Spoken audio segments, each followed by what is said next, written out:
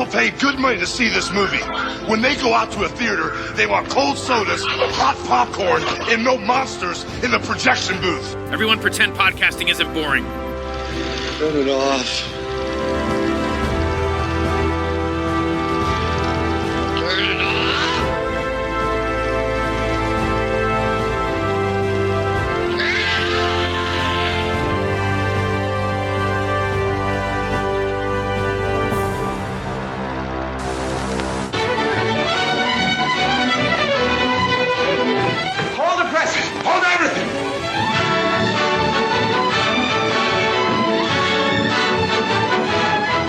What is this miracle of Morgan's Creek?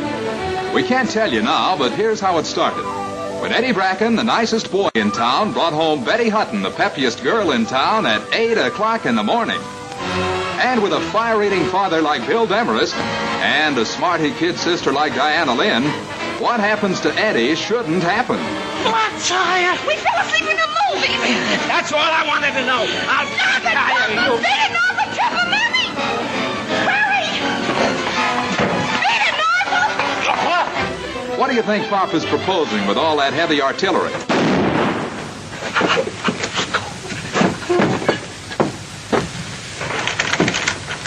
I almost forgot. Congratulations.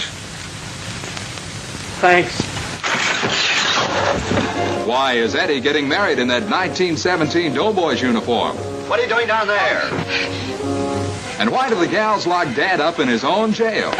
Is that all the harder you can hit? For heaven's sake, will you try to do one thing right? Here.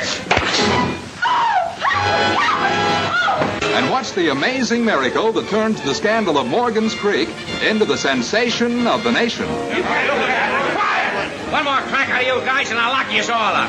Come on, Ox Brains. Oh, Norval! Don't worry, Trudy. I'll be. I'll knit you something, darling. You'll have lots of time. Come on.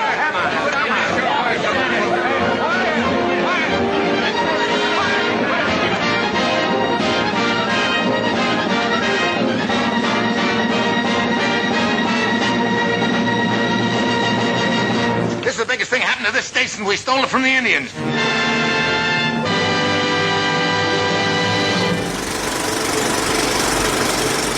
Welcome to the projection booth. I'm your host, Mike White. Join me once again is Mr. Otto Bruno.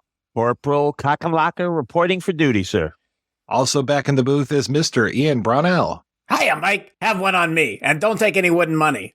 We continue a month looking at comedy films with a discussion of Preston Sturges and his 1943 film, Miracle of Morgan's Creek. The film stars Betty Hutton as Trudy Kockenlocker, a woman who really helped support the troops going off to World War II. We will be discussing Sturges' next film, Hail the Conquering Hero, as well. As a matter of fact, we're going to just be spoiling this and a whole lot of other Preston Sturges films as we go along. So if you don't want anything ruined, you really owe it to yourself to just turn off this podcast and go track down a list of his films. Those first 7 films that he directed, we're going to be talking a lot about those. So Ian, what is your history with Preston Sturges' films? My first Sturges film was Hail the Conquering Hero. I saw it in film school in 1989 or 90 in a film history class where I believe we were studying wartime movies or home front movies. So it was an example of that era more than an example of Sturges, but it was film school. We certainly focused on the fact that this guy was the very first writer-director in Hollywood, because we all wanted to be writer-directors. So I saw that in 16 millimeter, and then I saw Sullivan's Travels at some point, probably on Laserdisc, and the rest of his 7 major works over the next decade. It definitely took me longer to see those movies than it took him to make those movies, because he made 8 major films in 4 years, writing the scripts for each one, which is unprecedented. And as you said, people should watch these. They're short films. All of us probably watched these in the last 3 days, and we don't regret it. I loved Hail the Conquering Hero when I first saw it as an 18-year-old, but I've loved it even more each time I've revisited it. And watching it again last night all by myself, I was howling with laughter. Unfortunately, The Miracle of Morgan Creek, I didn't like very much when I first saw it, and I assumed that one would grow on me, but it's the one of his films that I've actually liked less. And I wanted to find things to love about it before doing this podcast, but I don't know. I think this is Sturges' stinker, unfortunately, but it was a huge success. It remains very beloved. So what the fuck do I know? I don't know anything. I'll nod along with you guys, but every once in a while I may bring something up that I don't think is so great. And Otto, how about you? What's your Preston Sturges history? I can never remember when I first saw all these movies the first time, because at this point I'm getting so old and I've watched so many damn films that I don't really remember when I watched each one. I do know the first Preston Sturges movie I saw, however, and that was the Palm Beach Story. And up to the point that I had seen that, I had never even heard of Sturges. So I have a feeling that I saw it shortly before I went to film school. And I just watched that one the other night. As Ian said, we were talking before we went on mic, and that is, I watched all the big seven in the last few days, and I watched Palm Beach Story last night. And of course, the thing that first drew me to that film that I just thought was amazing and hilarious, and I was crying, I was laughing so hard, was the whole Ale and Quail Club. These group of rowdy shooting club members, hunting club members that get on a train bound for Palm Beach and take Claudette Colbert's character as their mascot. And I was a fan as a kid of My Three Sons. So we'll talk about this later, but William Demarest, Sturges became very famous for having a stock company of character players that he returned to again and again. And the guy that was in pretty much everything Sturges did is Uncle Charlie, William Demarest. And I just think he's hilarious. Interestingly enough, I think Ian and I will probably agree that Hail Conquering Hero is certainly vying for the top spot of Sturges's best work. It would probably be Hail Conquering Hero or maybe The Lady Eve. What we will disagree on is, although I didn't like Miracle of Morgan's Creek as much this time as the first time I saw it, I still enjoyed it. And the one that keeps growing less and less enchanting for me is the one that many critics believe was Sturges's greatest film, and that is Sullivan's Travels. And if you want, later on, we can talk about what my troubles are with that. But just for these two films, Miracle of Morgan's Creek is basically, and this might be one of the things that Ian doesn't care for it about, and that is the fact that it's basically a cartoon with real people. It's definitely more cartoonish than anything he did. He loved slapstick, but he goes overboard with the slapstick in Miracle. And Hail Conquering Hero is about as perfect a film as you can make. Just my opinion. We may be on similar wavelengths because The Lady Eve is probably my favorite, but Hail the Conquering Hero and The Palm Beach Story are right up there.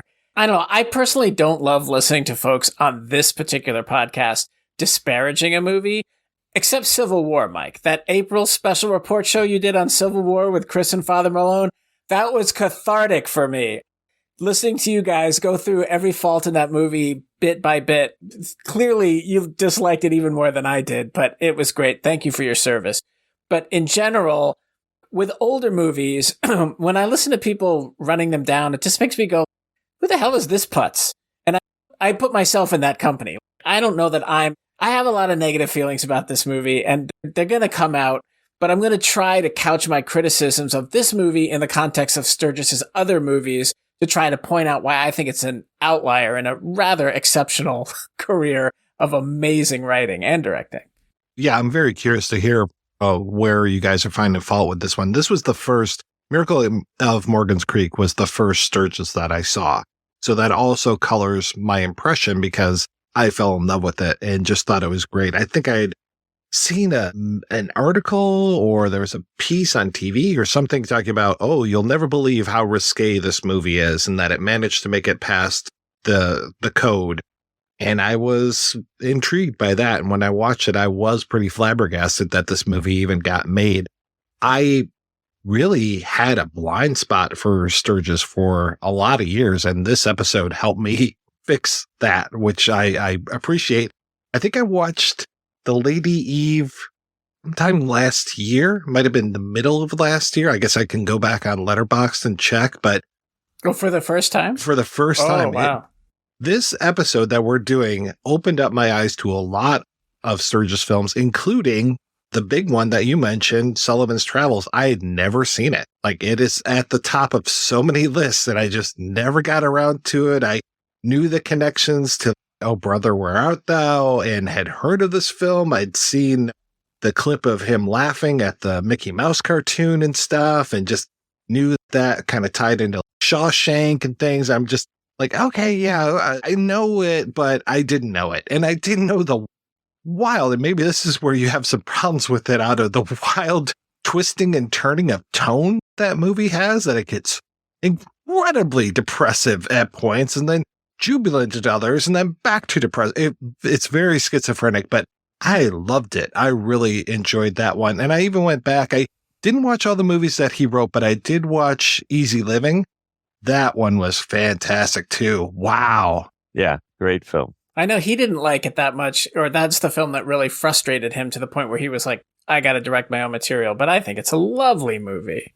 Well, and I think it's great and a really good companion piece to Christmas in July. This whole thing of you own something or something elevates you to a position that you shouldn't be elevated to, like her with this mink coat, or thinking that Dick Powell won this contest for coffee. And then you have this false sense and people treat you differently because they think you're something that you're not. Sturges really had a thing about Mitchell Leeson, who was the director of Easy Living. And many other good films. Yes. And he really, and what's interesting is I remember reading a few years back, and I can't remember which book it was, but Billy Wilder made similar complaints about Leeson, because I believe Leeson directed Midnight, which was a Wilder Brackett script. And it's interesting because I went and looked up Leeson on IMDb, because I'm thinking these guys are haranguing him, but he, like you said, Ian, he did some good films. So I looked it up, and his best films were written by Sturges and Wilder. And apparently Sturgis's big complaint with him on Easy Living was his editing, and he felt that he didn't cut it correctly for the pacing that he should have been shooting for, that certainly that Sturges had envisioned in his mind. And as we know, I think that when Sturges finally did direct McGinty, he basically, he told him, I'll do it for $1. And the studio head said, that doesn't sound legal. How about $10? But he just wanted to direct and prove what he could do. Sturges is one of the greatest characters in the history of Hollywood, because I'm just reading this James Curtis biography, and I've read articles and things about Sturges before, but never anything quite so comprehensive. How there hasn't been a major film made about Sturges? You mean a biopic? Yeah. It's mind-boggling. If you look at his upbringing and his career in the theater and his career in Hollywood, it seems like a natural story. It doesn't end that happily, though. I mean, it's not like it doesn't end tragically, but it doesn't end triumphantly either. And for a biopic, I suppose a good biopic doesn't always go to the end. Yeah, I don't know. Actually, now that I think about it, he died in the Algonquin Hotel. That would be a good scene. I could see that. Maybe the Snoopy balloon from Maestro is going by the window. Think about Ed Wood. When that movie ends... But he's such an extreme character. But I'm saying when it ends, it's a moment of triumph. It's not, what's that thing, Take It and Trade or whatever, where he's just real rough stuff that he was doing, kind of roughies and things towards the end of his career when he started to get a little bloated and everything. And it was sad. I mean, the Ed Wood movie is definitely about the making of a movie. It touches on other films, but it is as much a film about a film as it is about an individual. And you could make a film about these 4 years that started with the backstory of getting frustrated with Mitchell Leeson and growing. I don't know if you have to go into the whole childhood in Europe and Isadora Duncan and all that stuff, which is very interesting, but it's the kind of stuff that makes biopics bad, I think, because it's just not necessary. I mean, how he wrote every one of these movies, and he went through he had a wife and a secretary, and he had kids, he had lovers, he had wives, and studio bosses. He went through 2 studio bosses. This is all in a 4-year period. You could actually do a pretty good 2-hour movie that would take place in this 4-year period, I think. And I do think you're right. He is a funny character. You could make it about these 2 films and the great moment, because it's apparently these 3 films that started the bad blood and bad relationship with Buddy DeSilva, who took over Paramount. And if you want to end on a triumph, movies fool around all the time with timelines. Let the DeSilva, the hacked up great moment film that DeSilva ruined, according to Sturges, come out first, and then let Miracle come out and have it be a big hit, because it's what happened. It didn't happen in that order, but Miracle, a film that, as we're talking about, no one thought could even get made because there was such racy material in it about a girl getting impregnated by a platoon soldier that's off to war. And as somebody said on another interview I was listening to, depending on how you look at that, it's pretty dark, because they had to add that. There's a shot where they have to add her getting hit in the head to make it seem like, oh, maybe she got a concussion or something and she didn't know what was going on, even though we know she was drinking and was drunk, but you couldn't say she got drunk and got pregnant. And of course, you had to say that she got married, even though we don't remember the guy's name. Come on, it's got to be Ignatz Ratsky-Watsky. Ratsky-Watsky. In the movie, as finished, she doesn't get drunk. There is nothing in that lemonade. It's just she gets a bump on the head. That's the narrative. That's gospel. If I had that much lemonade, I'd be sour for a week. No, but technically, when they go to the country club, there's all that champagne and everything, yeah. Jack Norton does buy champagne for everyone. But she doesn't drink it, though. We don't know. They don't show her not drinking it. They don't show her drinking it, but she seems like an honest girl. She says she's never had a drink in her life. Can't remember what I was listening to, if it was an interview or if it's something I read, but they said, basically she was either taken advantage of or raped, if you want to really get dark about it, but you can't get dark because it's a screwball comedy. You were talking about how people will criticize old movies, and a lot of times I think there's usually younger people criticizing it because they're not enjoying it or accepting it for what it is and when it was made and all those things. I heard a lot of people, as I was listening to different things, criticize Sturges because of the slapstick. Because it's too serious a subject. Which, not only for just this, but for somebody I was listening to said he uses a little too much slapstick in all his pictures. And I'm thinking, slapstick is literally the only universal comedic language. No one understands other people's comedies from other cultures, but everybody understands walking into a rake and having it come up and hit you in the face. That's funny. That's true. It's funny when it's done well. See, my issue with this movie is I don't think the slapstick is done well at all by any of these participants who are great in other movies doing very similar stuff. William Demarest does some amazing feats of skill in this movie, but all I can see is an actor throwing himself around. They feel totally unmotivated. They don't feel like they came out of anything. As you said, it is like a cartoon, although I would argue that a good cartoon still motivates the actions of its characters to a certain degree. My issue with the movie is that it's really like a meta movie. For me, the only interesting thing about this movie is that it's getting away with something, which is all extra textual. I find it a tedious movie with forced comedy delivered by actors who are just trying way too hard and who tell it, like when Bracken is going to walk into a tree, like we see that tree coming a mile a minute. Like he takes 3 steps and hits the tree and we're like, oh, he's going to hit the tree. in The Lady Eve, Henry Fonda is not known as a slapstick comedian, but there isn't a single fall or trip or spill that he takes that I saw coming. It constantly, even though it happens throughout the movie, it's always a surprise. It's always a delight. The timing is always perfect.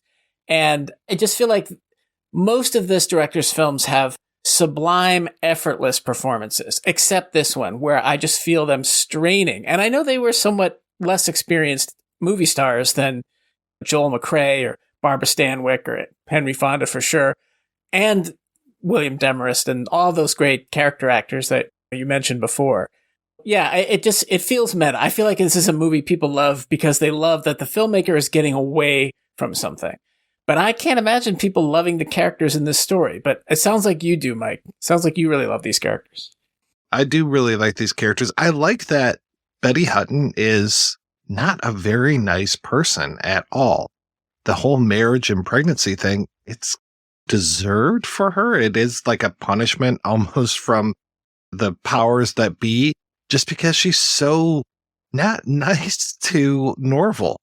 Just the way that she uses him makes him take her out to the movies, and then she abandons him there, makes him sit through a triple feature, and goes out. He does more than sit through a triple feature because he ends up being abandoned at the movie theater and sleeping in front of the movie theater. She comes, picks him up the next day. And yeah, she's so blotto that she has no idea if it's night or day. She thinks that the movie's just ended. And I don't see her, in my mind anyway, I don't see her getting raped, but I do see her not just going out with Retsky Wetsky. When you get that montage of all the guys that she's dancing with, I think there was a lot of partying going on that night. But you enjoy that character? Because as you said, she's not a very nice character, and he is not a pleasant character to spend time with. He's pretty insufferable. In Hail the Conquering Hero, it's almost the exact same character. He's basically the same small town guy. But in Hail the Conquering Hero, he is forced into a situation that we can so easily identify with. We can feel ourselves. This could happen to me if I was in this situation. If I was in the situation from the guy in Morgan Creek, I would just tell that girl to bug off, even if she was the only girl in town. She's not nice, and he is such a loser. He's like such an exaggerated loser. It's hard for me to want to hang out with him in a movie. He's a little bit of an incel. I'm not saying he's an incel. I'm just saying he's a loser. The way that he worships her, and I did all of these things. I took all these classes just so I could be with you. I'm a nice guy. Okay, yeah, maybe you're convincing me. He's totally that nice guy thing. I don't think he's going to storm the Capitol or anything, but he definitely is just a schnook. But she falls in love with that schnook because he is the only person that really sees what her potential is, I feel. And there's a moment where she is about to trick him into getting him to propose to her, and she finally has a revelation that she can't do it. So I see both of these characters as being pretty dynamic, especially her, because she does change from that insufferable person she is at the beginning to a much more compassionate person she is towards the end of the film. Okay, I'm going to have to defend Trudy Kockenlocker here a little bit, I can see. I don't think she needs defending. She needs defending from me. Go for it. Go for it. You did say she wasn't a very nice person. I think that the one aspect that maybe both of you are overlooking is the fact that, and I think this is also one of the things, one of the sacred cows that Sturges is poking at a little bit, is the whole war effort, everything for the boys.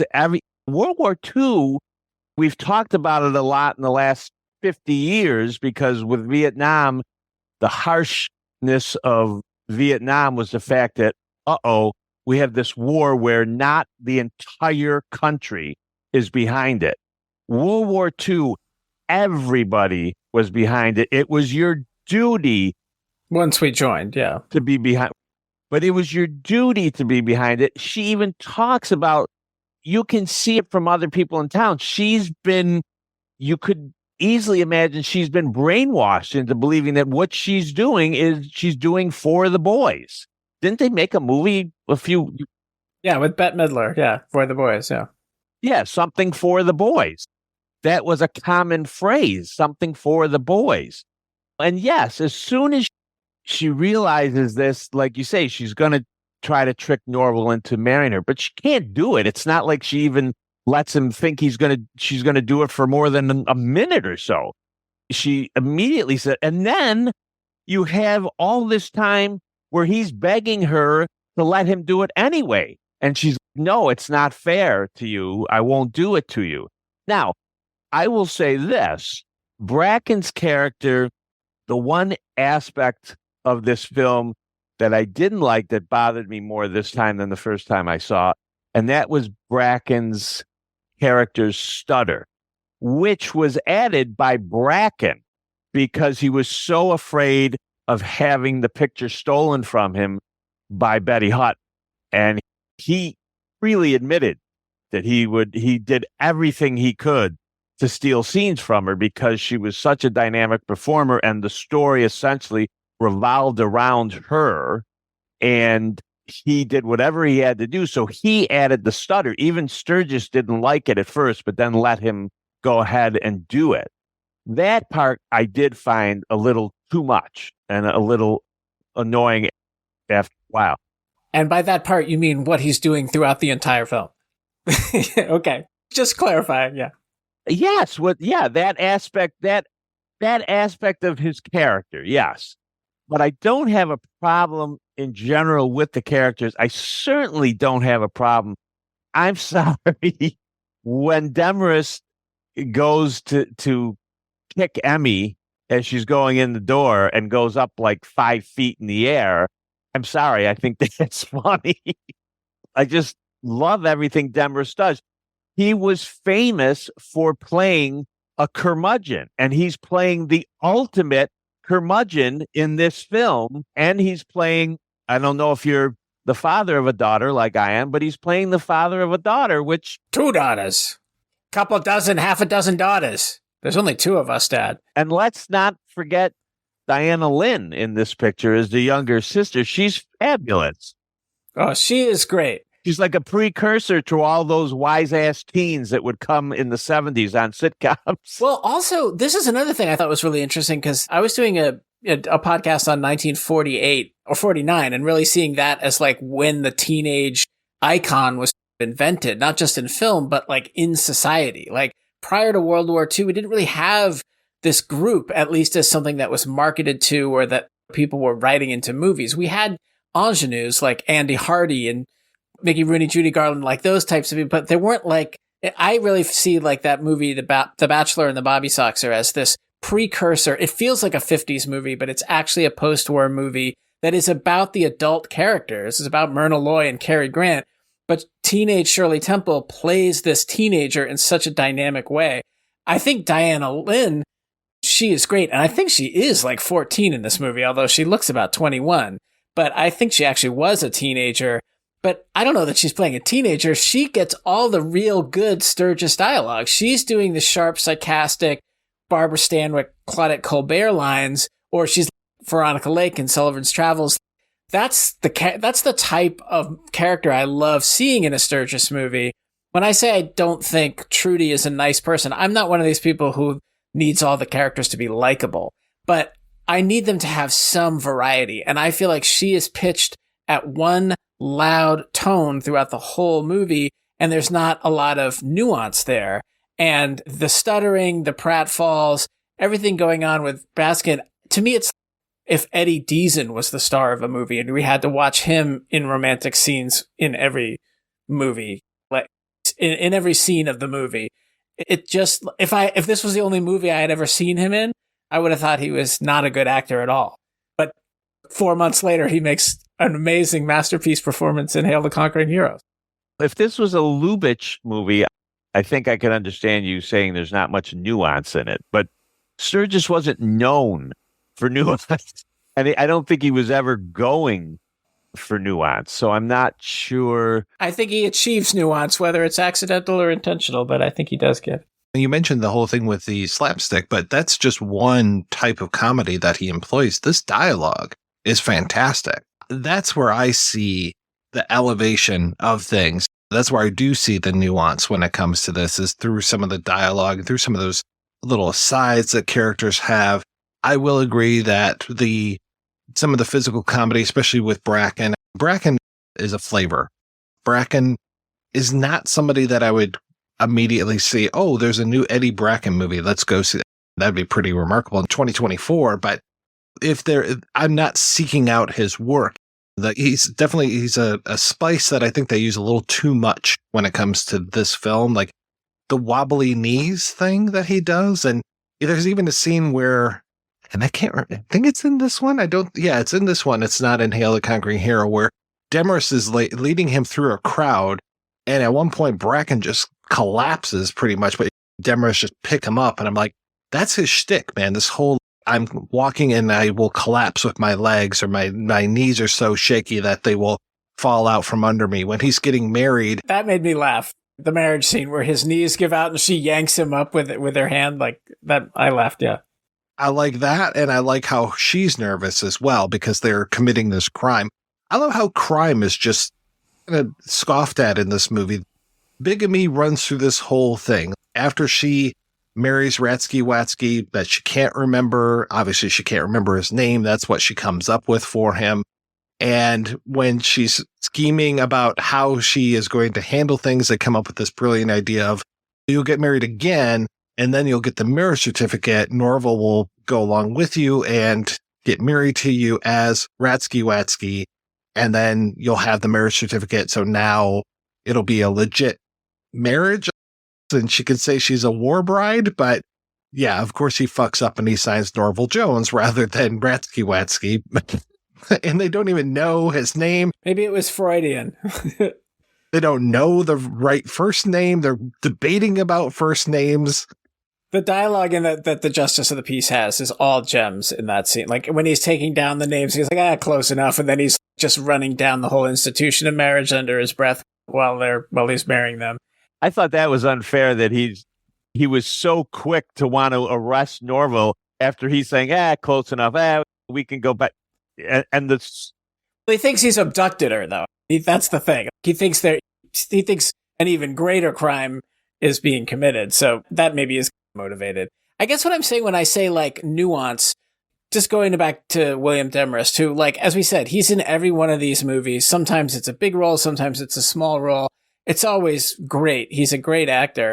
But in Hail the Conquering Hero, the range of what he does to get laughs is very nuanced. In Hail the Conquering Hero, he has all the same kind of blustering older man, like taking you by the hand and guiding you through and telling Woodrow, who's the character that Abe Baskin plays, come on, just do this. What the heck?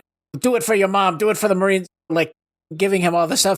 And then there's scenes where Woodrow is trying to explain things and he's just trying to do his best to stand stock still like a good Marine in formation. But you just see on his face little reactions to what Norval is saying, where you can tell he's, oh yeah, I have fucked this up. And he's trying to decide in his mind, should I help Norval out here and get him out, or should I double down? And of course he quadruples down on the lie. But that's what I mean by nuance. I just feel like all of the characters in Hail the Conquering Hero have that broad depth of performance that I can just watch that movie over and over again. Whereas I feel like in this movie, they're all doing kind of one thing for a long time at a loud, high pitch. I can't disagree with that, because yes, this does run at a very fever pitch, and there is a lot of hysteria. They are playing it way up here. They're playing it to the rafters. There are still, like Mike said, personally, I had to write the one line down because I just laughed out loud when Demarest says, and this is back to Miracle, where he says to Emmy, Diana Lynn's character, he says, listen, Zipper Puss, someday they're just going to find your hair ribbon and an axe someplace. Nothing else. The mystery of Morgan's Creek. That's a great line. First of all, he plays with the title of the movie. He says, The Mystery of Morgan's Creek. And the fact that he literally just threatened to kill his youngest in such a clever way. Also, Zipper Puss is a great line for him. Eddie Bracken's a choice spice for me, but there's little things that he does in this. There's when he finally takes Trudy home after this long night that she's been out partying and he's been dumped. He comes in and Demarest is choking him at one point. It's like all four of them all at once. And Demarest is like reaching over and choking him. And you just hear this little out of Bracken. You hear him go, flat tire. He's choking him with his own tie. Mike, you keep saying Bracken is a flavor you have to acquire. And we should note and mention the fact that Buddy DeSilva, who had by this time taken over as the head at Paramount Studios, what we haven't really talked about yet, and that is the whole fact, Ian mentioned it at the very beginning, and that is that in terms of real Hollywood films, Sturges is the first writer-director, the first writer to break through and direct his own films. A couple years, like 2 years, I think, before Wilder. And Wilder, by the way, always gave Sturges credit for opening that up for him. Yeah. And Wilder always was co-writing, just like John Huston and a lot of the other guys who would go from writing to directing. They weren't writing by themselves. Yeah. Doing it all on their own. But one of the things which is amazing is that, especially in those earlier films, and until they released The Great Moment and then everything goes to shit for him, but he had unprecedented power. And that's not to say that the executives didn't disagree with him or argue with him, particularly over casting choices. There were a lot of casting choices that Sturges made in those 7 films that the executives didn't like. De Silva didn't like the whole idea of this stock company of, as far as he was concerned, a bunch of unknowns. And quite honestly, he didn't like the fact that this movie in particular, Miracle of Morgan's Creek, is headed by Bracken, Hutton, and Demarest, none of whom would have been considered major stars when the film was made at the end of 42, even though it didn't come out till later. When all that is said and done, though, Miracle comes out, and lest we not forget, it was his biggest money-making film. He was just a fascinating guy, and he never got enough credit. It's interesting. Apparently, he was like one of the 2 or 3 most well-known men in America in the middle of this run of great films. It's funny how maybe because his fall was so precipitous that when I was in film school in the early 80s, I don't remember anybody talking about Preston Sturges. And I did not see any Sturges films in college, by the way. I saw them all on my own. So it's interesting. I think there's more awareness and interest in them now, thank Coen Brothers. Even Sullivan's Travels, huh? Yeah. That's interesting because I feel like even like in the 90s when I knew younger people who were going to film school, like Sullivan's Travels was a taught movie because it's about filmmaking and because it's about messages in Hollywood and because it's a comedy, and the younger students get it by my, I don't know how to put it. I get older, they stay the same age or something like that. But the older I get, it seems like students have less and less tolerance for old movies. So if you can throw in a movie that's a comedy and fun, like Sullivan's Travels, and it's only 90 minutes, you're probably going to have your students grateful to you for that day. So I'm surprised that one particular wasn't taught, because I feel like if people who don't know Preston Sturges do know that movie to some extent. It's towards the top of all the AFI lists and all, and I can understand now why after seeing it, but I just never knew. And then that another film that's at the top of the AFI list consistently is It Happened One Night, and we'll hear from the author of Cook It But Never Common, the films of Preston Sturges, in a little bit, and he makes the case for Palm Beach Story almost being the sequel or the follow-up to It Happened One Night, and I can totally see that. Because Claudette Colbert is she's very different in both films, but you get that feeling like, oh, this is the character she grew up and became accustomed to life not on a bus. Like, I can totally see that. Yeah, that's a really interesting interview when we get to it. I really enjoyed hearing a lot of his takes. He's very interesting. But let me ask you guys this question about Morgan Creek, because one thing that I can't be sure of is this is the one film that he really, until we get to The Great Moment, like he didn't have complete control over this because of all the interference with the Breen office and the army. And there were multiple censors or approvals that he had to go through. So he started shooting this movie without really having a finished script and without having stars that he had worked with before. And he was writing it as he went along. What I'm trying to figure out is how much of my issues with this movie have to do with it just not being as properly prepared as he was. He came from the theater. He was a playwright. He expected people to do his dialogue word perfect and exactly the way he would do it. And he would do it. He was the kind of writer who acted out every role. Or is this just he wants to do, like you said, he's trying to go for a cartoon or what I would call a pure screwball comedy? That genre is difficult to define. I tried to do it with my co-hosts on one of our very first Brattle Film Podcast episodes. We determined that we all think screwball is a subset of the romantic comedy. But then I think there are these pure screwball comedies like Miracle of Morgan's Creek and Bringing Up Baby and Bombshell. There really isn't any romance per se. We don't care if the couple ends up together or not in The Miracle of Morgan's Creek, really. That's not the point of the film. The point of the film is all the zany antics. The love story is there to hang these set pieces and gags on.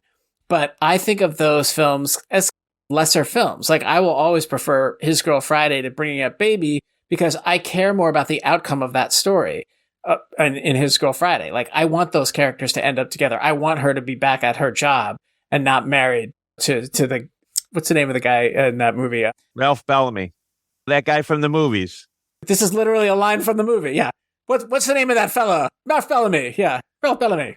It's very similar to Morgan Creek and Hail the Conquering Hero. I want things to work out for Eddie Baskin and his mom and his girl and the town in that film. I couldn't care less if they work out in Morgan's Creek. So is that script, is that film, do you think, from all you've read and what you know, do you think that part of why that film is problematic for me has to do with the genre that he's going for and trying to get a kind of pure experience of that? Or do you think it actually has to do with the challenges he faced in preparing that movie? This was the first time that he did that, went on board without the finished script. I don't know if that is what affected this and that's making you react negatively against it. I'm not sure. I don't think that's what would have caused your negativity towards it, because as we've said already, we've made it very clear that the way it was played that way consistently throughout the film. So even if he started the film without knowing how it was going to end, it doesn't really affect how they're playing it all the way through. So I think it's just that it is such lunacy in this. I'm not going to disagree with you. This story, I would agree, is not as strong as Hail the Conquering Hero. Maybe it's just one of those weird things, because believe me, I can be as critical as the next guy about certain films I don't like, certain quote unquote classic films that I can't stand. So I think it's an individual, particularly when it comes to comedy. I think it's an individual thing. Yeah, that's my question. Yeah, I obviously don't love pure screwball comedy, but there are people who do. I don't love comic book movies that much either, but some people, that's their favorite kind of movie. So that's why I'm wondering, is this just purely a me issue? I just feel like when you look at the breadth of his entire oeuvre, you're seeing what I would call cleverly crafted stuff that I do think is nuanced and I think is always constantly funny, constantly making me laugh, very artfully crafted within the frames too. Like, all the long takes in Miracle just feel like they need editing. Like, the pacing isn't working. The characters even in Hail the Conquering Hero, it's got long takes galore, but when there needs to be a cut to a close-up to punch something up, he does it. And he's not doing it in this movie. I feel like the actors, these lesser experienced actors, are a little bit hung out to dry. And as you said, they're also trying to one-up each other. They're each trying to get bigger laughs from each other. So it may just be that. It may just be that a combination of factors. Personally, I think maybe that might be it. The fact that Hutton and Bracken were essentially competing with one another for the attention of the camera in this film. So in that sense, yes, I see what you're saying, and I can understand why that would make this not as enjoyable for you. And whether this is pure screwball or pure slapstick, yeah, I have a very strong feeling that, and I didn't always feel this way. I feel this way more and more as I age. And that is that comedy is absolutely undefinable. Something that I find hilarious, you're not going to find funny. And there's plenty of movies that other people think are the most hilarious movies ever made. And I just will look at them and I won't laugh at all. I just don't care for it. So I don't know. But again, I'm certainly with you. When you get to Hale the Conquering Hero, I love Bracken's character more in Hale Conquering Hero. And I think he has more of your sympathy in Hale Conquering Hero than he does in Miracle. So that part I do agree with. But again, in Hale Conquering Hero, and even Bracken, I believe, said this, he didn't have Hutton to compete with anymore. It was his film. He was the center of the film. And even though he's the center of this film and he and Hutton were the center of A Miracle, in both those films, obviously, Demarest's role is very large as well. But he didn't feel the same competition. Well, certainly not with Ella Raines. She's perfectly good as his love interest, but she is not a lead character in Hail the Conquering Hero. No. And of course, as you probably know, De Silva was enraged by that choice. He didn't. There were a lot of people who didn't think she should have been in that film at all. So those long takes that you're talking about when it comes to Miracle, it's a lot of tracking shots. We get a lot of this town, a lot of the sets of this town. I feel like that was them doing comedy without a net is how it felt like, because we have these long takes, these long tracking shots. But I will admit too, that after a while, it's how many of these tracking shots have we done? Because they do a lot. They constantly are going out for walks and having discussions. Aaron Sorkin saw this and was just like, that's what I want to do with my career. That's my aesthetic. But you're absolutely right. That's the other thing about this movie is that the conversations that are had they are constantly telling us or telling each other what happened. It's almost like a movie that has exposition throughout, except instead of just at the beginning. You know, it's constantly like she's got to tell the sister what happened, and then she's got to tell Eddie, and then she's got to tell Bill Demarest because he didn't know and he's under the wrong impression. And that should be hilariously funny because it's all misunderstandings. But instead, it just feels like information dumping a lot of the time. And you're right. There are 2 long scenes where they walk and talk that feel very repetitive. And they are doing the same shtick in them, too. Like when he does the whole thing about the spots that kept him out of the army, that whole line, the spots, it's rough. I tell you, like when I watch it, I feel like, okay, Danny Kaye could pull that off. Lou Costello could pull that off. The young Bob Hope could pull this off, but I just don't think this guy is up to it. Like you said, they are doing comedy without a net and they're falling on their ass, I think, a lot of the time. As you said, this is in the eye of the beholder. I wouldn't be going on and on and on about this if I thought it was just my opinion, but I'm trying to look at it in the context of every other film this writer-director made that does not have these problems. So there's a part of me that feels like this is an outlier for other types of reasons. Either he's trying to do something or he's using talent that isn't quite up to the snuff, or it's just, there's just too much outside interference to enable the film to work all the way.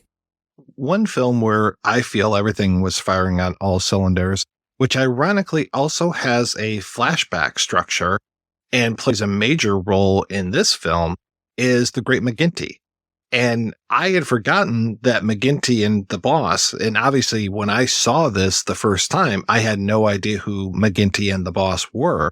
And just to have those guys show up here in the framing story, and then I love when they come back at one point, they interrupt the story, and then they take it back to the film, and then they come back to them at the end. To see Brian Dunleavy and Akeem Tamaroff in here, and I don't know, did they make up wherever they were, like in, what was it, like a South American country that they're at in the beginning of the Great McGinty and the end of the Great McGinty? Or does it just take place during his reign as governor? That's what I think, yeah. That's what I was wondering. I was wondering if this is one of the schemes that they got up to when they were in office. In the PSU, this was all taking place in the same time period, yeah. Are these all connected? There are actually 7 guys that look exactly and act exactly like William Demarest running around America during this point of time. Yeah. Look out, William Frawley. He's coming for you. And I love in the beginning, the opening credits of Miracle, they don't even get their names, the actors' names in that. It just says McGinty and the Boss or something like that, or Governor McGinty and the Boss, or something to that effect. So that, I thought that was pretty funny. The tracking shot, I can't remember which one it was that I read that Sturges has spent like the entire day rehearsing this shot. So at around 4 o'clock or 3 o'clock, De Silva came down because he was pissed off because not a foot of stock had been shot that day. And Bracken said, and then by 4 o'clock, we did that all in one take, and it was 11 pages worth of material that we got in an hour. I mean, that exact same story is often told about Orson Welles, too, especially around Touch of Evil. By the afternoon, he hadn't rolled the camera yet. He was still setting up the shot, and guys with suits started appearing around the corners of the soundstage, wondering what's going on, and then you could tell that the mood was getting more and more tense, and finally, in the late afternoon, Welles called for a take, and the first take didn't work, the second take didn't work, and the third take worked wonderfully, and it was 7:05 p.m. He said, "That's a wrap. We're 3 days ahead of schedule." And the studio from that point on was so impressed that they left him alone, and that's how he got the freedom in it. These directors who loved their long takes, in some ways it's a rebellion against this idea that you got to shoot a certain number of pages over a certain timetable. And Welles used to supposedly, whenever studio heads or executives or anything came on set, he would just stop shooting immediately and they'd be playing ping pong and eating muffins and shooting the shit until they would leave, so that they were like, fuck, nothing's getting done. But they were concerned that they were getting the daily the reports, and nothing's shot at the first break, nothing's shot at lunch. What's going on? He's not shooting a foot of film, but they have booked 3 days to shoot a whole lengthy sequence, and after they wrap at 5 o'clock, they've shot all 3 days worth in one take.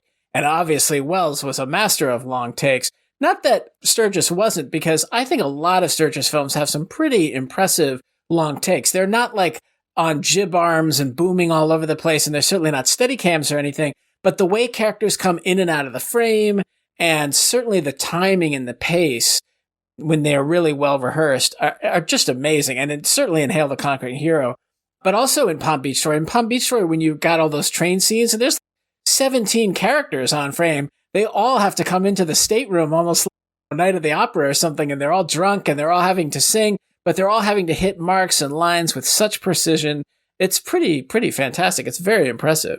There are 2 things that make Sturges one of my favorite directors. One of them is the fact that he was a guy who believed that you shouldn't know you're watching a film. You should just be drawn into the story, and there shouldn't be all these special camera angles and visual tricks that make you sit back and say, oh my God, look at this artistic filmmaker. Look what he's doing. That was one belief of Sturges that I agree with. Another one, and Mike may have heard me complain about this before, the thing I absolutely love about Sturges, and I had forgotten just how consistent he was with this until this past week watching these 8 films. He doesn't drag any comedy on for too long. I think everyone except for Hail the Conquering Hero of the big 7, every one of those films is under 100 minutes. I pull my hair out when I watch a comedy now that's over 2 hours long. Unless you're It's a Mad World, there are very few comedies, in my opinion, that should be that long. And it's the pacing. And quite honestly, Miracle and Hail Conquering Hero are a couple of types of stories that used to drive me crazy and still do once in a while if it's not in the hands of the right person, where there's things that I'm just saying I'm yelling at the screen saying, just tell the person the truth and you won't have to go through all this bullshit. And it annoys me. But when it's only 90 minutes long, or in the case of Christmas in July, which is 67 minutes long, then it works. It works better for me personally. That's just a real personal opinion. But I think he was smart enough to know that too. Well, when we dive more into Hail the Conquering Hero after the break, we can definitely talk about why that works so well in terms of maintaining the lie, which is critical in almost any either screwball or romantic comedy. I do think that one of the reasons you may not like Sullivan's Travels so much is if you feel like Sturges is a believer that films should never draw attention to themselves, then I don't think he succeeds very well in that movie, because a lot about that movie, not so much what the camera does, but there's a lot in Sullivan's Travels that draws attention to the fact that this is a movie. And I would say that's true of Miracle of Morgan Creek too. As I said, it's a meta movie. Even having the characters from his first film reprise their roles is a meta thing. That's an inside joke. It's not like a bad Easter egg or something, because it doesn't affect, just like you, Mike. I had forgotten that those were the characters from The Great McGinty the first two times. The first time I'd seen Miracle of Morgan Creek, I hadn't seen The Great McGinty. But even like the second time, I didn't remember them because all these actors are in these movies. So I don't remember that this guy, when he says McGinty, you're like, oh yeah, of course, these guys aren't only the same actors, but they're the same dynamic. They're a duo. They're like an on-screen partnership, him and Akeem Tamarov. But yeah, it's a meta move. And it does draw to you. Anytime you do something like that, you're automatically you're telling the audience, forget about the story. What I'm doing is more important. Years ago, I interviewed John Polito. So next week, we're going to be talking about the Hudsucker Proxy. And I always talk about how the Coen brothers, especially in Hudsucker, they're channeling, obviously, a lot of screwball comedies, but a lot of Sturges, including, for me, there's that little moment with John Polito where he's Mr. Bumstead, and he's got the Bumstead contract, no more coffee, and this whole thing. I was interviewing Polito, and I was like, there's something about you. You always reminded me of Akeem Tamarov, and his whole demeanor changed because he had been really reticent to talk to me. And he got excited? So excited that he was just like, is this line okay? Do you want my personal line? You can call me there if this doesn't sound that good. And gave me a cell phone and just... It's not necessarily a compliment to say you remind me of Akeem Tamarov. But he said that he's been aiming. Like, that was his thing. Little, short, bald, loud guy. And he could play that nobody's business. And yeah, I love Akeem Tamarov in here where he's got the two phones and he's having the two conversations, which again, Sidney Musburger in the Hudsucker Proxy, he's got the two phones and he's having the two conversations. Plus he's got the secretary calling on the little intercom thing. So yeah, I just love that. But yeah, to your point, let's go ahead and take a break, and we'll be back with an interview with Stuart Clowns, the author of Crooked But Never Common, the films of Preston Sturges, and we'll be back with that right after these brief messages. Remember the stories that kept you awake at night? I'm living in that closet, Dr. Fenner. Can you still hear the screams? I love having the children for dinner. All from your television set. In the night gallery, a dark side. Midnight Viewing, the horror anthology podcast. Join hosts Father Malone, Mike White, and Chris Staschew as they exhume some of the most infamous horror television of all time. Midnight Viewing, from Weirding Way Media. Until next time. Tell me a little bit about you and how you became interested in writing. That's a very large question. I've always been interested in writing ever since I was a little kid. Maybe we could talk about writing about film in particular, because I was always interested in writing about all sorts of things and reading all sorts of things. I was a literature student before I became a film student. In fact, I never became a film student because I'm too old for that. When I was in college, there was no such thing as a cinema studies course. At least there was no cinema studies course where I was. It was a very rare thing. But I grew up in a culture in which everybody went to the movies all the time. That was still a leftover from an older era. My mother grew up in the Depression in Chicago, and she used to tell me how every night in the 1930s, after dinner, after they'd washed the dishes, my Aunt Molly would say, let's go to the movies. And then they would all troop off every night to the local movie theater, where it cost, I think, $0.25 a piece for them to come in. They could see a newsreel and a short feature and a longer feature and a cartoon, and there would be a raffle of dishes. And back then, they didn't care about when they came in. You just came into the movie anytime you came in, and when you'd seen enough or when you were back to the start, you left again. That was, in a way, still the kind of movie going I was introduced to in the 1950s.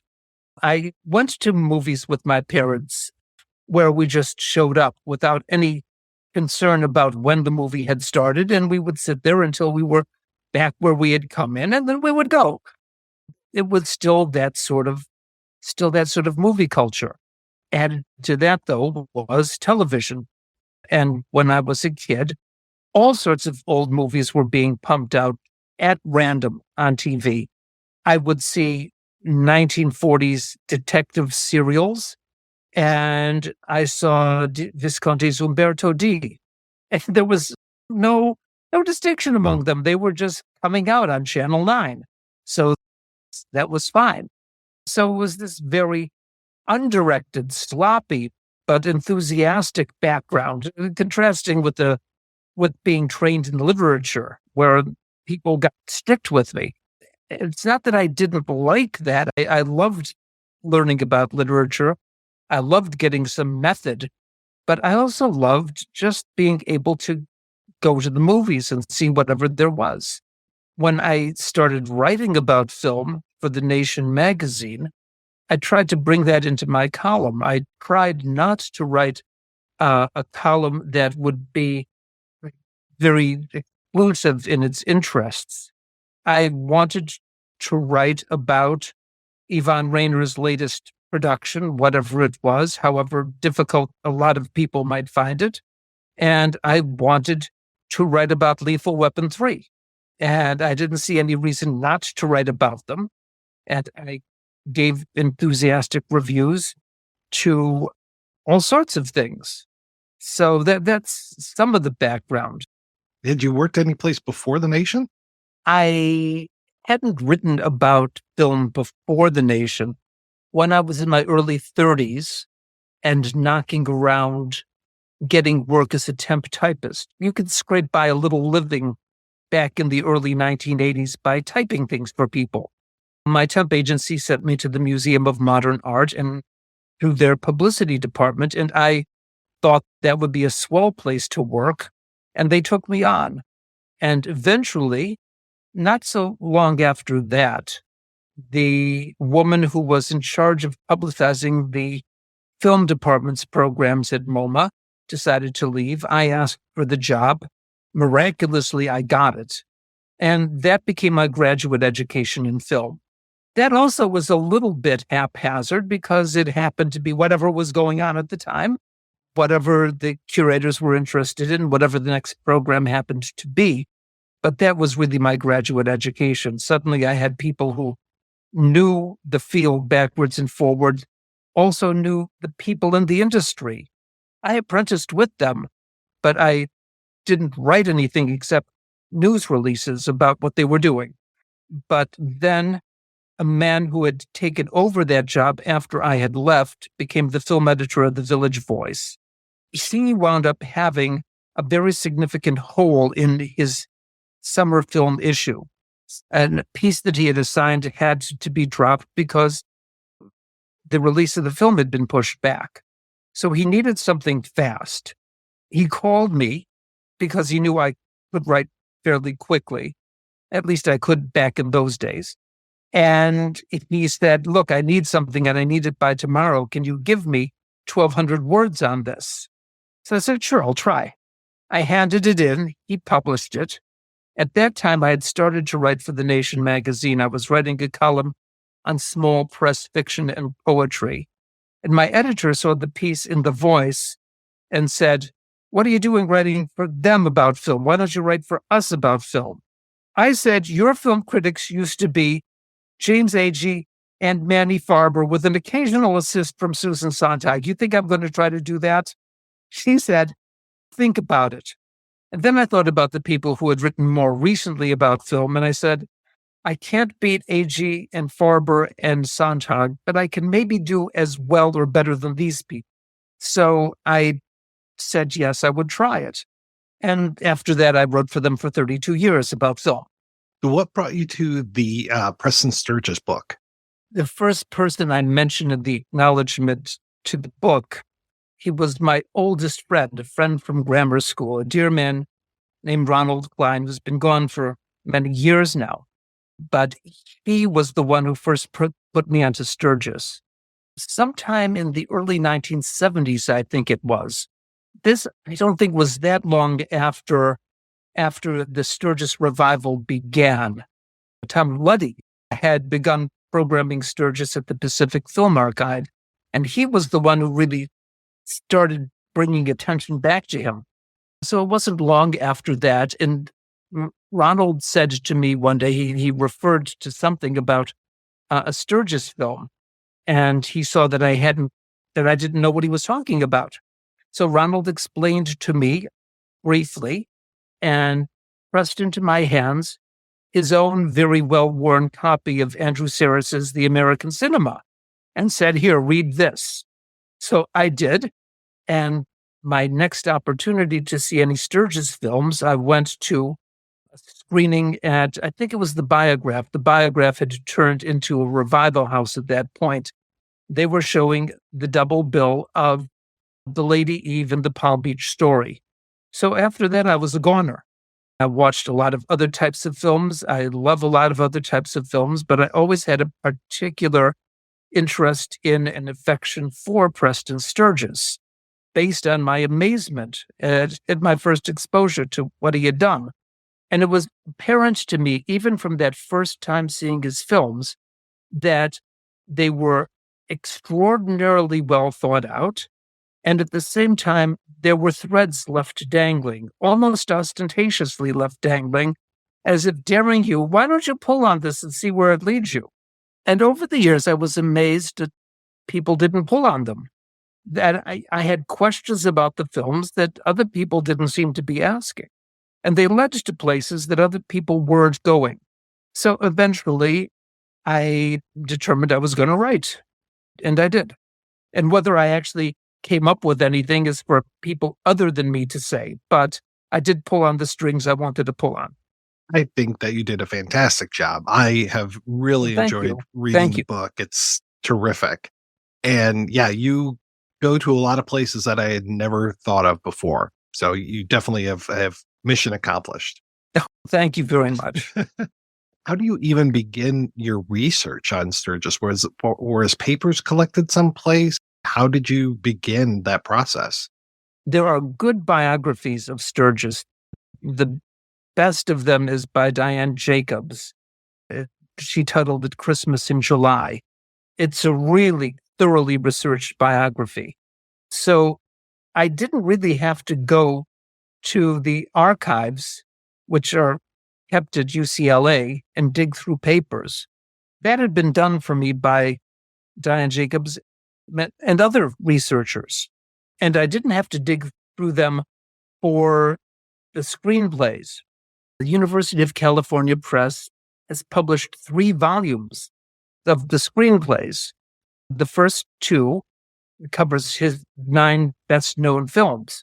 Those 2 books were edited by a guy named Brian Henderson, who did a magnificent job of looking at all the different drafts that are extant, comparing them, figuring out the chronology of how Sturges worked. And Henderson has a brilliant critical mind, and he was very sharp on what all of these different drafts told you about not only Sturges's process, but about the meanings of. I had Henderson to rely on. I had Diane Jacobs to rely on. And then there's a really impressive body of critical writing that already exists about Sturges. It's not as if I'm the first person to come along. I'm one of the last.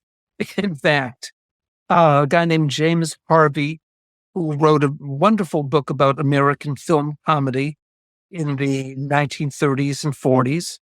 James Harvey's book has a section that's almost 100 pages long, devoted just to Sturges.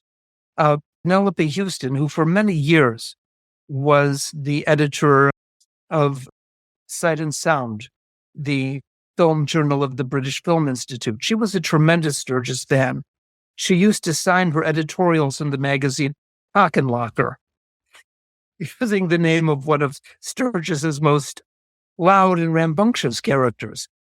Penelope Houston wrote brilliantly about Sturges. There have been many, and you can start with Agee and Manny Farber, in fact, both of whom wrote a lot about Sturges.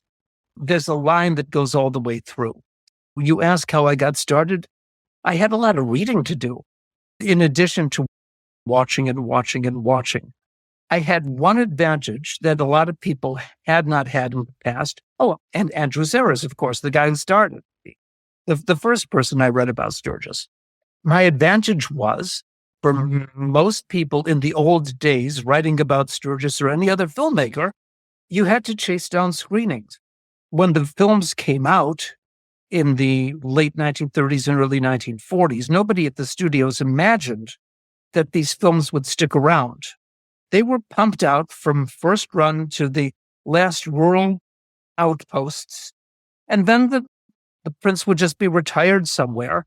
They'd be forgotten in the studio's archives. They'd be dumped. There was really no thought that people would want to look at them again and again. At that time, there were very few revival houses. There were very few film societies. The MoMA Film Department was started as the Film Library in 1935, which is around the same time the Cinémathèque Française is started. But this was very rare.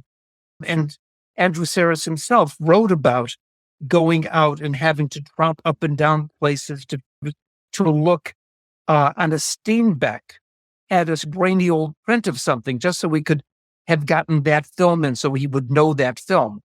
You didn't have VHS. You didn't have videotape, and you didn't have DVDs. I had the tremendous advantage that by the time I started writing the book, I had most of it on DVD. So some of it's a little tricky still to get. And in fact, a lot of now you can get on streaming, though some of that tricky to get. There were some early films I had to get one of these DVDs on demand made, and the quality was crap. But I could do this stuff, which meant that I was able to sit and watch the film slowly and go back over parts and then watch it again and check things. It makes a tremendous difference. So that was a tremendous advantage I had. Yeah, I like that it's not necessarily that biographical, that you do spend some time on that, but it is so much more just dedicated to those films and pulling out those themes and looking at, we have a rough draft of things with Easy Living, and that's very similar to what we do over here, and just having that whole discussion. It's very few film books where I can say I'm riveted reading about the descriptions of the films, even though I've seen the movies. To hear to read your interpretations of things really elevates the conversation. Again, thank you. That's wonderful to hear. I really appreciate that, Mike. I didn't feel that I should give a lot of biographical material because there are good biographies. And there would be no point in my repeating all of that. There's also a fault line in writing about Sturges, and it goes all the way back to Agee. And I can't really blame Agee for this because Sturges said it himself. When he became the first writer-director of the sound era in Hollywood, and he became really famous, he publicized himself. He was good at publicizing himself. but he made a big deal out of his upbringing, which was very colorful and highly unusual. So, of course, the press lapped it up. Everybody wanted to read about all the wild things that this guy had gone through when he was growing up. And we can talk about them for the entertainment of your listeners if we want. But the problem was, Agee and some others come along and they make a kind of framework of that, where they make a framework that Sturges's films are about a conflict between the solid business-like American values of his stepfather, his adoptive father, I should say, Solomon Sturges, a businessman in Chicago whom Sturges just adored.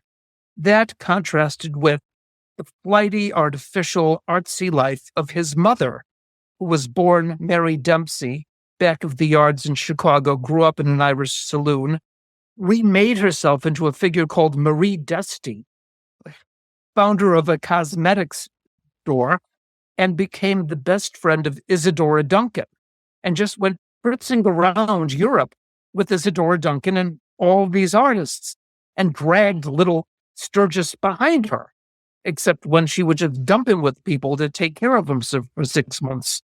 So Agee and others came up with this framework that it's Sturges rejecting the artsiness and the frivolity of his mother's background and adhering to the values of his father and making films in which he mocks pretension and artsiness and upholds the American striving for success. And they make the whole thing into a theme of American success, the myth of American success, the pursuit of American success. The problems are, number one, it's way too simple, a framework, way too simple. And number two, I'm not sure what it means to say that your big theme is the pursuit of success in America, as if there are no movies about the pursuit of success anyplace else. You and I can sit here and come up with example after example. They run the gamut from Kind Hearts and Coronets to Fox and His Friends. You name it. There are movies in every culture about people chasing the money, trying to lift themselves up. American exceptionalism takes us only so far.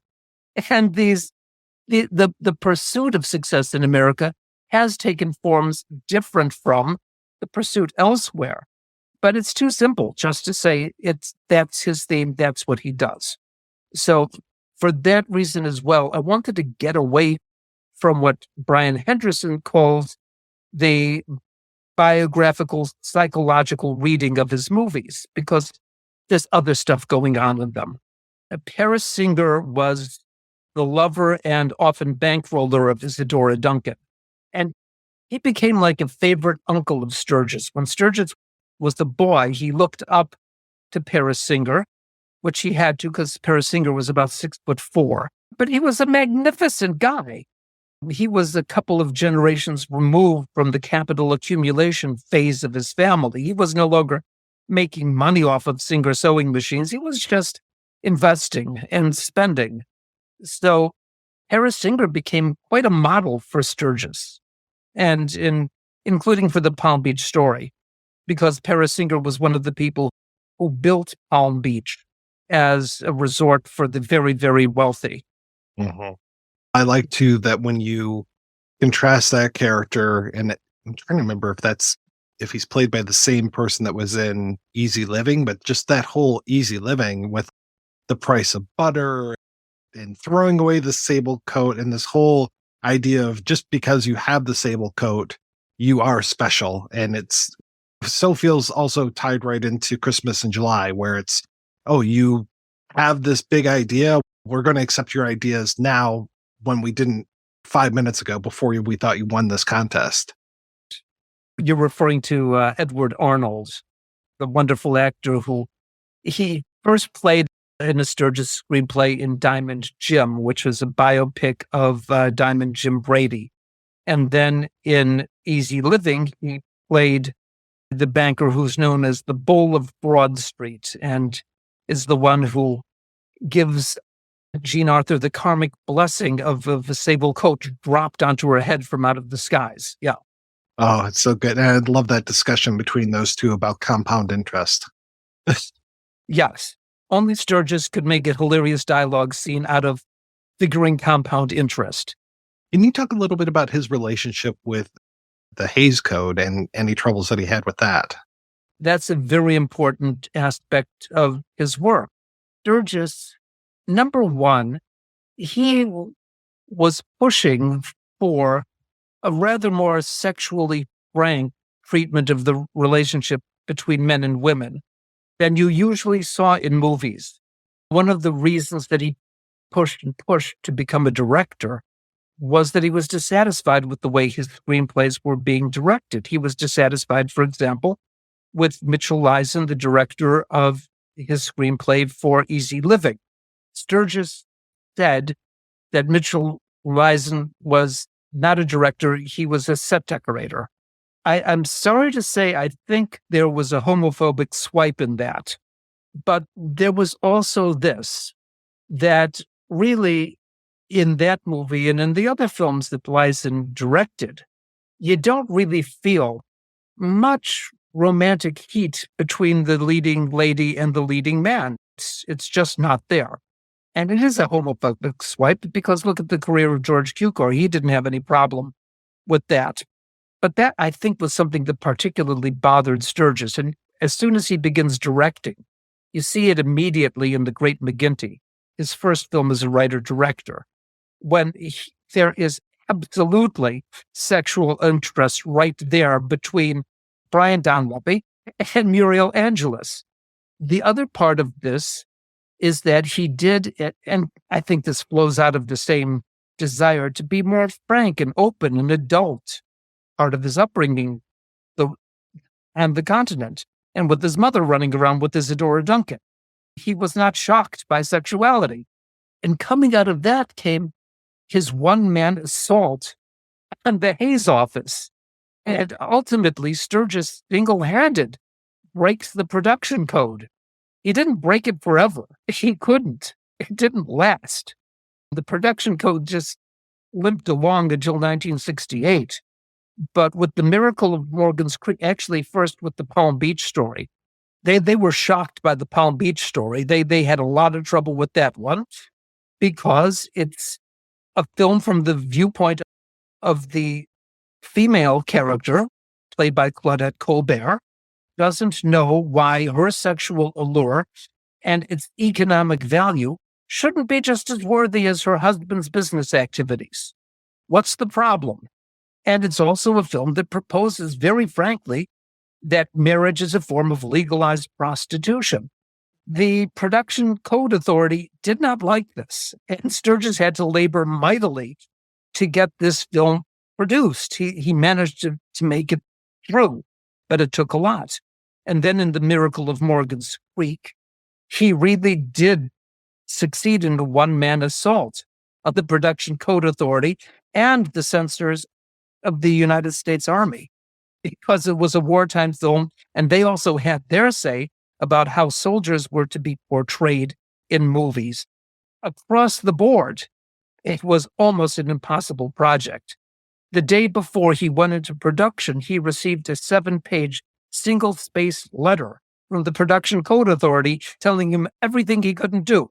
The result of which was it was the only film he ever made in which he went into production without a finished script.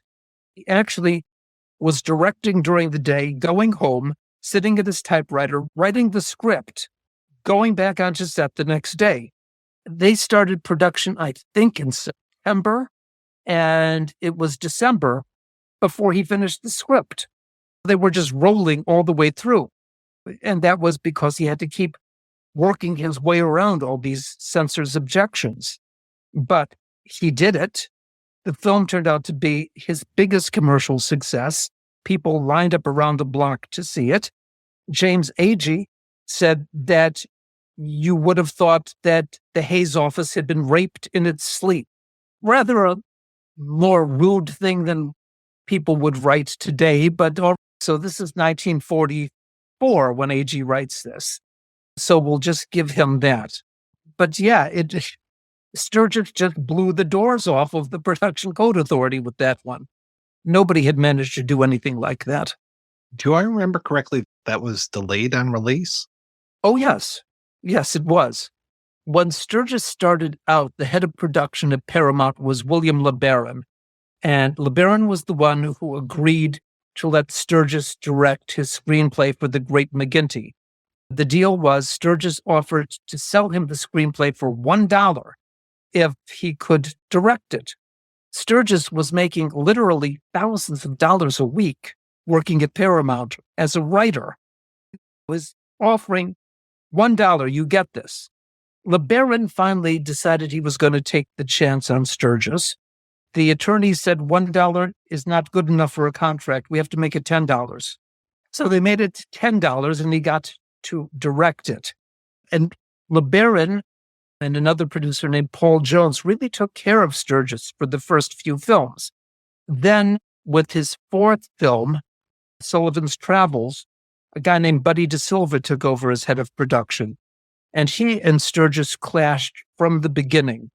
Buddy DeSilva, among other things, on Sullivan's Travels, and we can talk about this a little later if you want, told Sturges to cut out all the misery in the movie. It's only about a film director who's trying to find out what it's like to be unemployed in the Depression.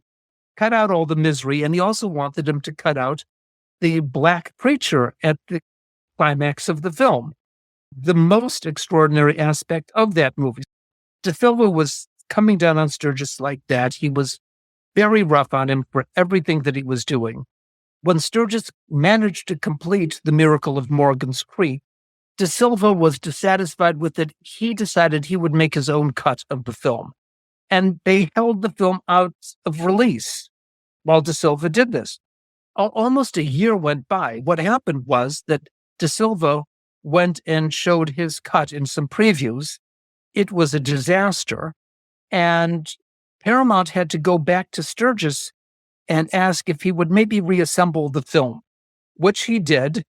And then he had the great pleasure of seeing it become his biggest critical and, well, not just critical, but his biggest popular success, his biggest commercial success. But the rift with Buddy DeSilva was already fatal. He could not stay at the studio after that. Did he make the next film, Hail the Conquering Hero? Was that at the same studio, or did he have to move? That was his last film at Paramount. That's the last one that he made with Paramount and under Buddy DeSilva, and had bitter conflicts with him about that film too.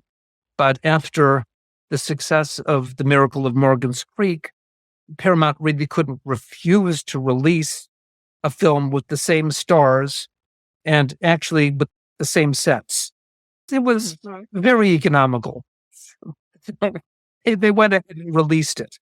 But that was the end for him at Paramount, yeah. Yeah, I noticed you mentioned in the book about sometimes you almost lose track because you see the same character actors coming up over and over. William Demarest, of course. But it was so unusual to see Eddie Bracken in two movies back to back because he doesn't seem to stick with the same lead characters. No, that's true. He has the Eddie Bracken films. He has the Joel McCrea films. He used Joel McCrea 3 times as his lead man.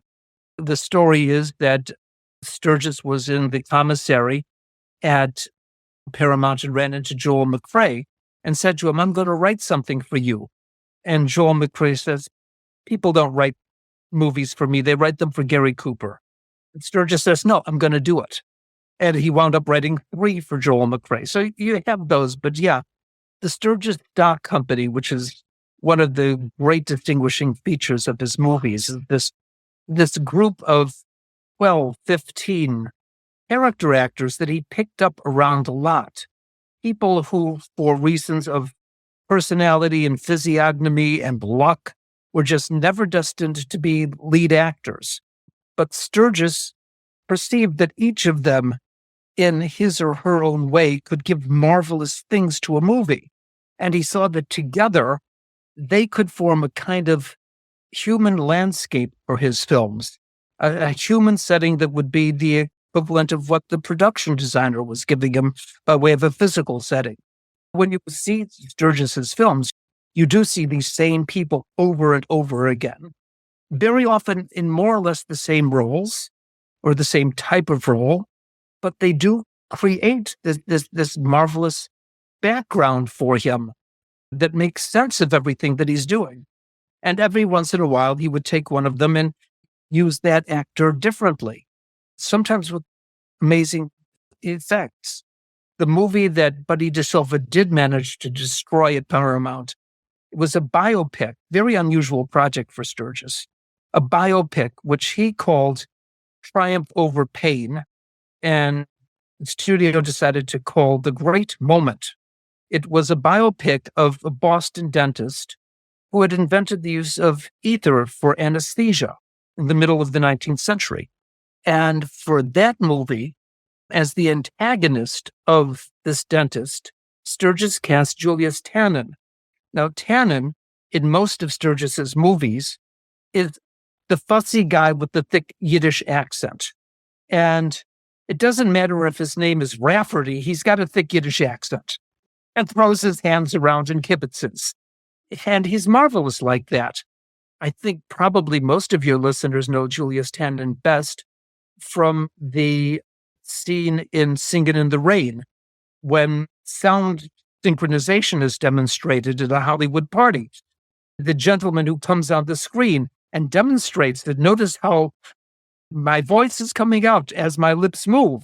That's Julius Tannen. Most people know him best for that. But he did marvelous Yiddish stick for Sturges. But in Triumph Over Pain, he was cast as a Boston doctor of Brahmin background with a braying upper-class Boston accent. And he is more than convincing in it. He's magnificent in the role. The problem is that only shreds of the film are left. They're assembled into something that's called The Great Moment, and you can watch it, and it's a mess. But you can pull out of it things like Julius Tannen's amazing performance. There was an example of Sturges using somebody from a stock company in a completely different way. You mentioned the Black Preacher in Sullivan's Travels, and I was surprised at just how many African-American actors are in his films. He had certain members of the stock company who were Black. Charles R. Moore was the most frequently found Black member of the stock company. And there were some others that he also used, like Fred Toombs, for example. For the most part, Sturges used his Black actors the way Hollywood studios used them, to portray menial figures and as figures of fun. So when I praise Sturges for what he did in Sullivan's Travels, I do want to make that the background. He was a cut above the way studios, the Hollywood studios, used Black actors, in the sense that Sturges couldn't bear not to give a character good dialogue, which meant that his Black characters were as likely to be witty and clever and see through things as the white characters. He was very even-handed that way. So, for example, one of my favorite exchanges in the Palm Beach story, Joel McCrea has come south to Florida looking for his runaway wife, and he knows that she was on a certain train. Joel McCrea comes to the Pullman porter who had worked on the train, Pullman porter played by Charles R. Moore, and asks if this woman was on the train and if she was alone. And the porter's response was, "You might say she was alone. Gentleman she was with, give me 10 cents from New York to Petersburg. She's alone, all right. She just doesn't know it yet." So I love the guy in Christmas in July with the whole black cat thing. Is it good luck or bad luck when you see a black cat? That depends on what happens afterward. Very reasonable person. But for the most part, though, he did cast Black actors in roles of menials. They were the guy who swept up. They were the Pullman porter. They were the boot black. They were the guy who was brushing off the coat of the main character. The big difference is that in Sullivan's Travels, he puts the entire climax of the film, the entire meaning of the film, into the hands of an actor named Jess Lee Brooks, a man who had refused to play in Hollywood films. He accepted roles pretty much only in what were called race films, in the films that were made for a Black audience, because he thought that these other films were way below his dignity. Jess Lee Brooks was mostly in so-called race films. He generally played the sheriff of a town or a big city detective. And he's the one who plays the preacher in Sullivan's Travels in the climactic scene. I think it's fair to say that there had been virtually nothing in mainstream American filmmaking like that scene, nothing that showed the Black congregation with such dignity and respect, nothing that showed the preacher with such dignity and respect and gave him such gravity and at the same time a hint of humor and wit. It's an amazing scene. The executive director of the NAACP wrote Sturges a letter of thanks for the film, something extraordinary. And there are people who say the NAACP was carrying out a campaign with Hollywood to try to improve the way they were treating Black actors and Black characters. That's true. Nevertheless, this was a letter of thanks from the head of the NAACP. And let's remember, this was an era in which there were large parts of the country where being a member of the NAACP was enough to get you killed. So it was not a small thing. So there was that. It's something absolutely extraordinary. Another thing that Sturges did that I think is on the same level as breaking the production code is treating Black characters, at least in that sequence, with such dignity and respect. What were some of your biggest challenges putting this book together? My biggest challenge is if you write about Sturges, the good news is you get a book that's full of wonderful lines, and the challenge is they're all his.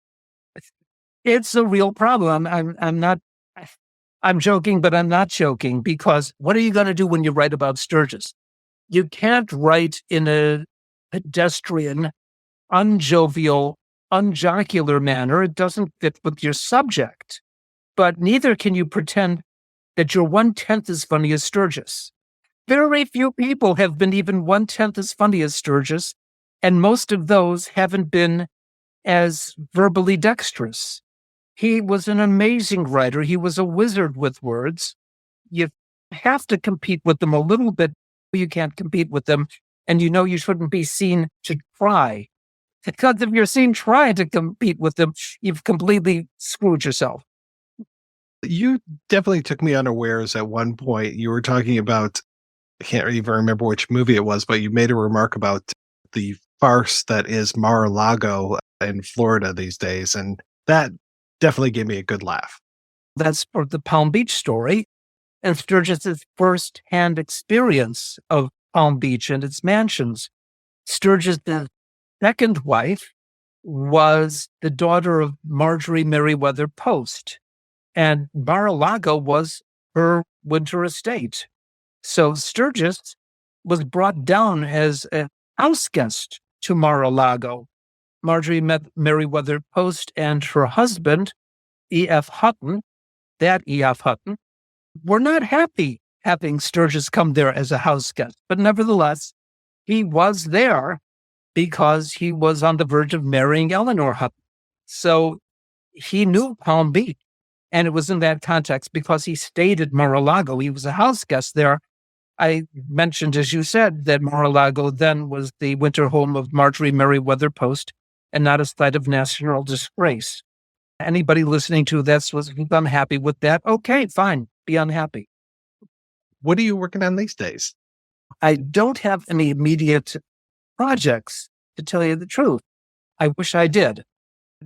No subject matter has seized me recently, and I do have a day job because I have a family to support and a New York City landlord to support. And sometimes I try to support myself even. I'm looking for some projects. I'm trying to keep up with current films. I'm not doing that good a job because I left the regular reviewing couple, 3 years ago. And it's a relief not to have to run around chasing these screenings down and then sometimes gin up an interest in the films that you don't really feel. So I am looking, though, for interesting movies and things that I really like. I'm a big fan of Jordan Peele at the moment. Big fan of Peele. For what it's worth, I really enjoyed Barbie. Is it the best movie I've ever seen? No, but I really enjoyed it. If you want to know what I think about Oppenheimer, meh. Where's the best place for people to pick up your book? If there is an independent bookseller near you, please go to your independent bookseller. They're out there, folks, and I really hope that you give them your business. If there is not an independent bookseller, but a larger bookseller, you could go to the larger bookseller and ask them to order it for you. And that way they get a little bit of business and they can stay out there, because it's good to have bookstores. It's good to have a place where you can go and you can walk around and look at the shelves and discover things that you didn't know existed. That's one of the boons of a bookstore. And you can also meet people there and talk with them. But failing both of those methods, there's this organization called Amazon, and they will send you a copy of the book. And whichever way you go about it, I do hope you will buy a copy for yourself and then 2 for your friends. I heartily endorse that. Thank you so much for your time. This has been wonderful. Thank you, Mike. It's really great to be here in your projection booth. I really feel privileged. So thank you for having me. But wait a minute, he's on his feet. He's running toward us carrying a machine gun with him. He's fooled him, see? Their guns begin to chatter, but he's reached the trees. We're safe. And as he comes staggering... Your mother told you not to drink any more of that stuff. Say, am I 4 years old or something? You give me You that. behave yourself and do like your mother tells you. You made her enough trouble. I made her trouble. That's right. You made me trouble. You and your mother complex. Listen, knucklehead, you take one more crack at your mother Who's and I'll taking bet- cracks at my mother? All I said was Well, that... don't say it. Are you nuts or something? Maybe. Oh, wonderful. Isn't it wonderful? Well, I'm so proud of you. We're short of sugar. Oh, my Lord. There's only one.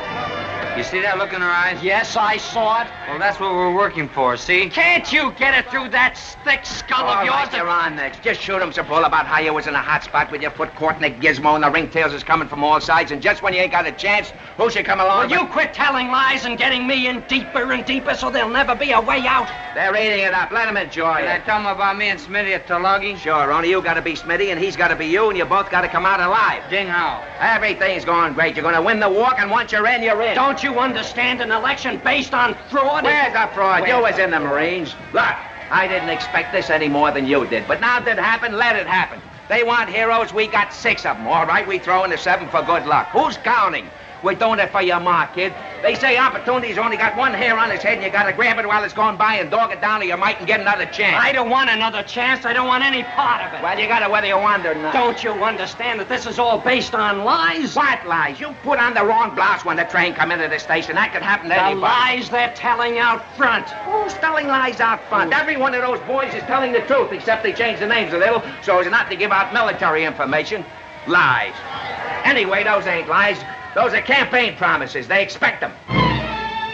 All right, we are back, and we are talking about the films of Preston Sturges. We are going to concentrate on Hail the Conquering Hero, which, like you said, there was a delay in the release of Miracle of Morgan's Creek, so it basically came out, I think it was the same year, if not very close to Hail the Conquering Hero, and it basically feels not necessarily a sequel. I would say that Norval and Woodrow are very different characters, but basically the Marines that march out of Morgan's Creek, it feels like they're marching right into the city that Hail the Conquering Hero takes place But we in. know they're coming from Guadalcanal, so there's a little bit of a difference between Morgan Creek and Guadalcanal. Definitely. But I think you even see an ad for the Miracle of Morgan's Creek. Yeah, at the end when they leave, you see it, yeah. The town of Morgan's Creek was apparently on the back lot, and it was set to be demolished. And Sturges said to De Silva, no, don't demolish it. I'll write a film to make on it. So that's when he wrote Morgan's Creek, or wrote part of Can you imagine an executive being pissed off at this? This is the most cost-effective move. I'm literally going to take 60% of the same cast, shoot it on the same sets, in the same schedule.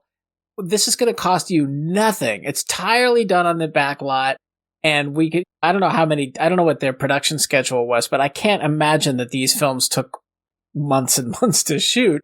It's just amazing that he would have such a combative relationship with the studio head. Keep in mind, nowadays you hear a lot about, I've interviewed people, I'm sure Mike and you have probably interviewed people too, who have said when a new head of production comes in, oh, sure, yeah, they have to get rid of everything from the previous guy, because if it's a failure, then they're going to be blamed. But if it's a hit, the other guy's going to be given the credit. So they got to just dump it and get rid of it. I think part of the problem with De Silva and Sturges was because Sturges had been given so much freedom by the previous administration and had done so well, and De Silva had to basically throw his weight around somehow and draw a line and show him who was boss. And he didn't like, again, I think it was, I can't remember now, was the Great Moment done first and then? It was done first, yeah. All three of these released in the same year. So Morgan Creek, Conquering Hero, and The Great Moment, they all come out in 44. In terms of filming, though, The Great Moment, I think, was filmed first. And De Silva didn't like it. But by that time, the wheels were already in motion for Morgan's Creek. So he makes that, and now he goes on to Hail Conquering Hero.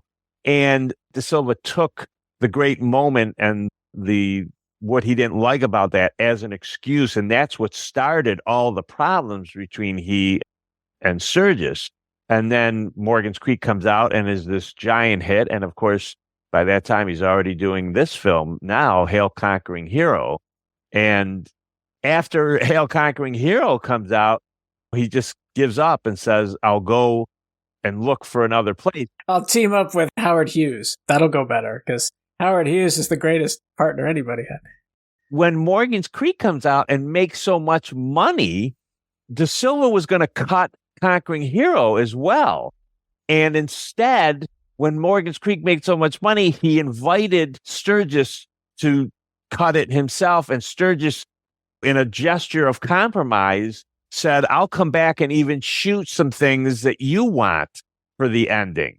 So they had that compromise, and he might have stayed there had it not been for the fact that De Silva said, great. But then after he did that, he's like, but I'm still not letting you cut The Great Moment. It's going out the way I want it to go out. That pretty much was exactly what Sturges thought it would be. It was a giant failure, and he predicted it before it happened. So, yeah, it's too bad because there's so many ifs and buts and what ifs that go on here, because who knows? It would have been interesting to see how long Sturges could have gone on this streak had he been unimpeded with that feud. But nobody's unimpeded. This is always my argument. That's filmmaking. You can't say, oh, if only this hadn't happened, this genius film. No, fuck you. The genius of filmmaking is navigating all that stuff that happens.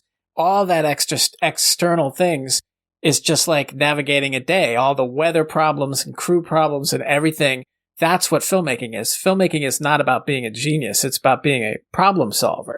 And I think the other important thing to remember about Sturges is, like Orson Welles, a lot of people resented Sturges because even before he became a director, he was a very high-paid screenwriter. Like when he came to Hollywood, he was a playwright where the writer is like the king. Like the writer is the author of the play.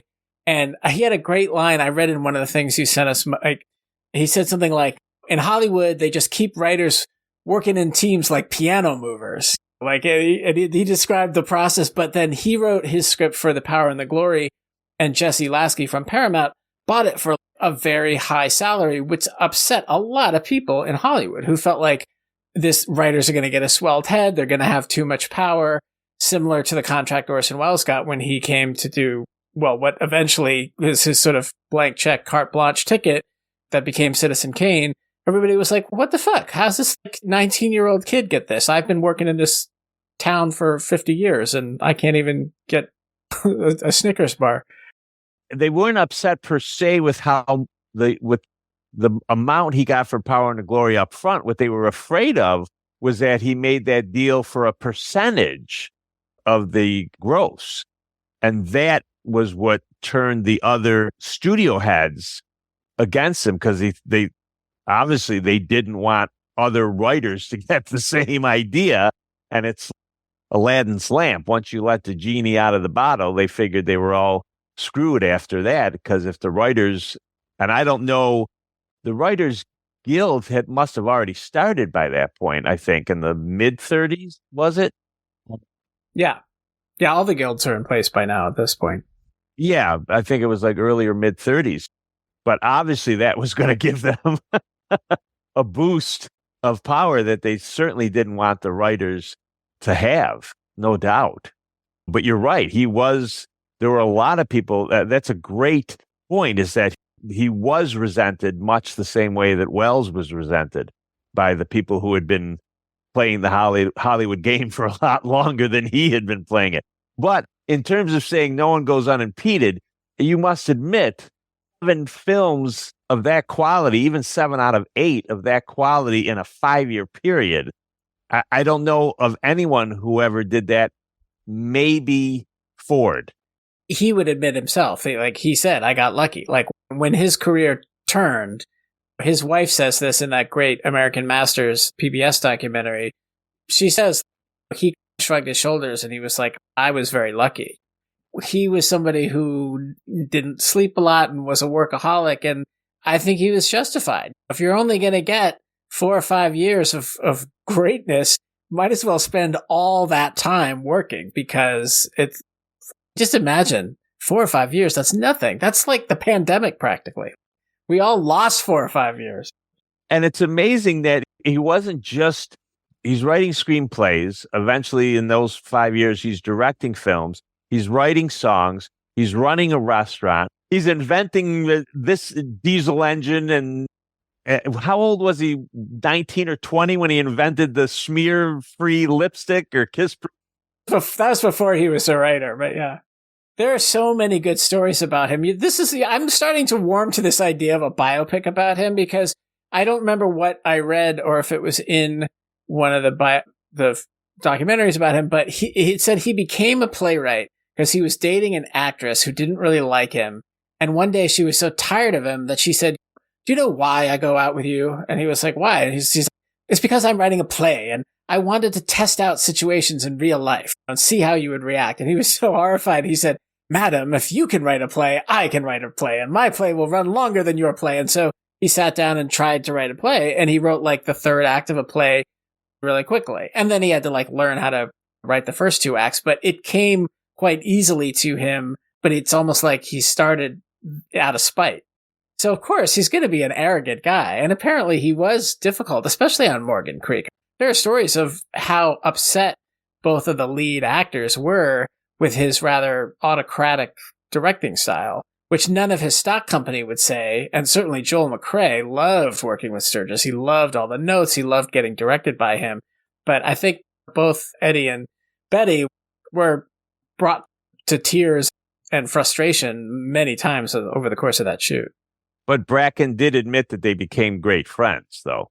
Yeah, being that theater director, he was used to, all right, you're going to raise your hand on this line, you're going to lower it over here. And most actors, they don't want to hear that stuff. They're just like, leave me alone. I'll play the part that the way it needs to be played. Looking at Hail the Conquering Hero, for folks that haven't seen the movie, and for God's sakes, I hope that you have, but this is an amazing story. We've got Eddie Bracken back, this time as Woodrow Truesmith, though that's like the short name, I think. He's got like a... Woodrow Lafayette Pershing Truesmith. And Demer's character is Julius Heffelfinger. I love Heffelfinger. It's so good.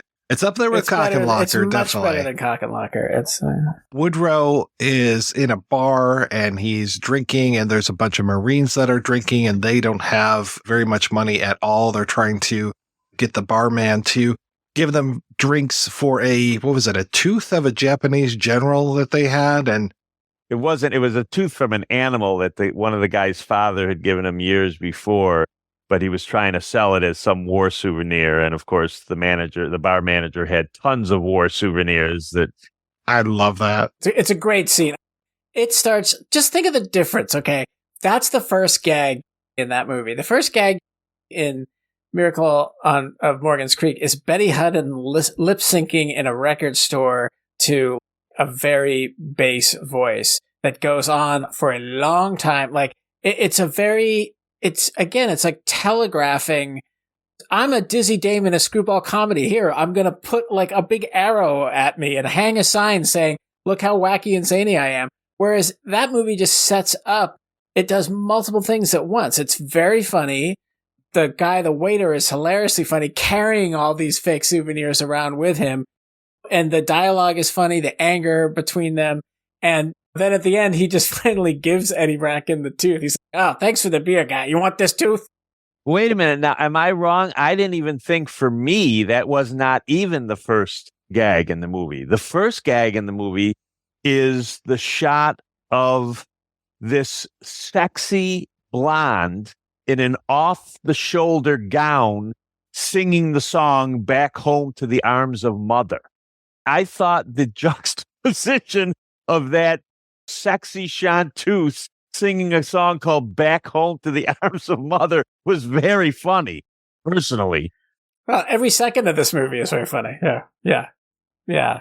Now, that was nuance. And just all those sad men drinking there, everybody looks down and out. So then when you get to Bracken, you're just like, oh, if he's drinking in this bar, he must be as down and out as these guys. And he is.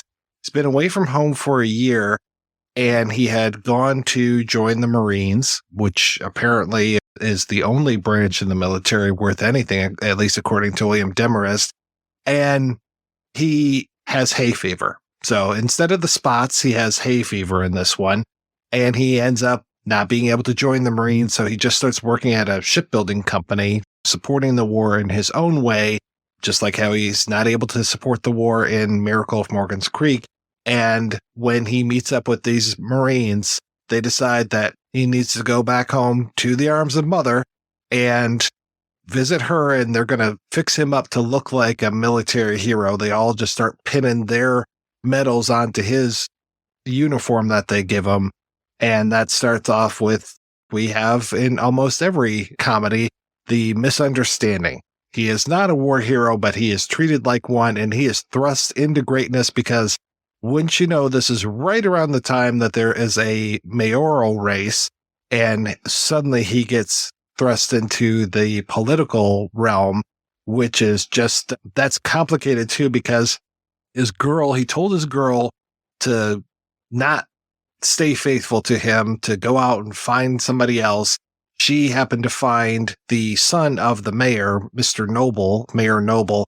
And the first time they show these two, they show Libby, played by Ella Raines, as you mentioned, and then Forrest Noble, played by Bill Edwards.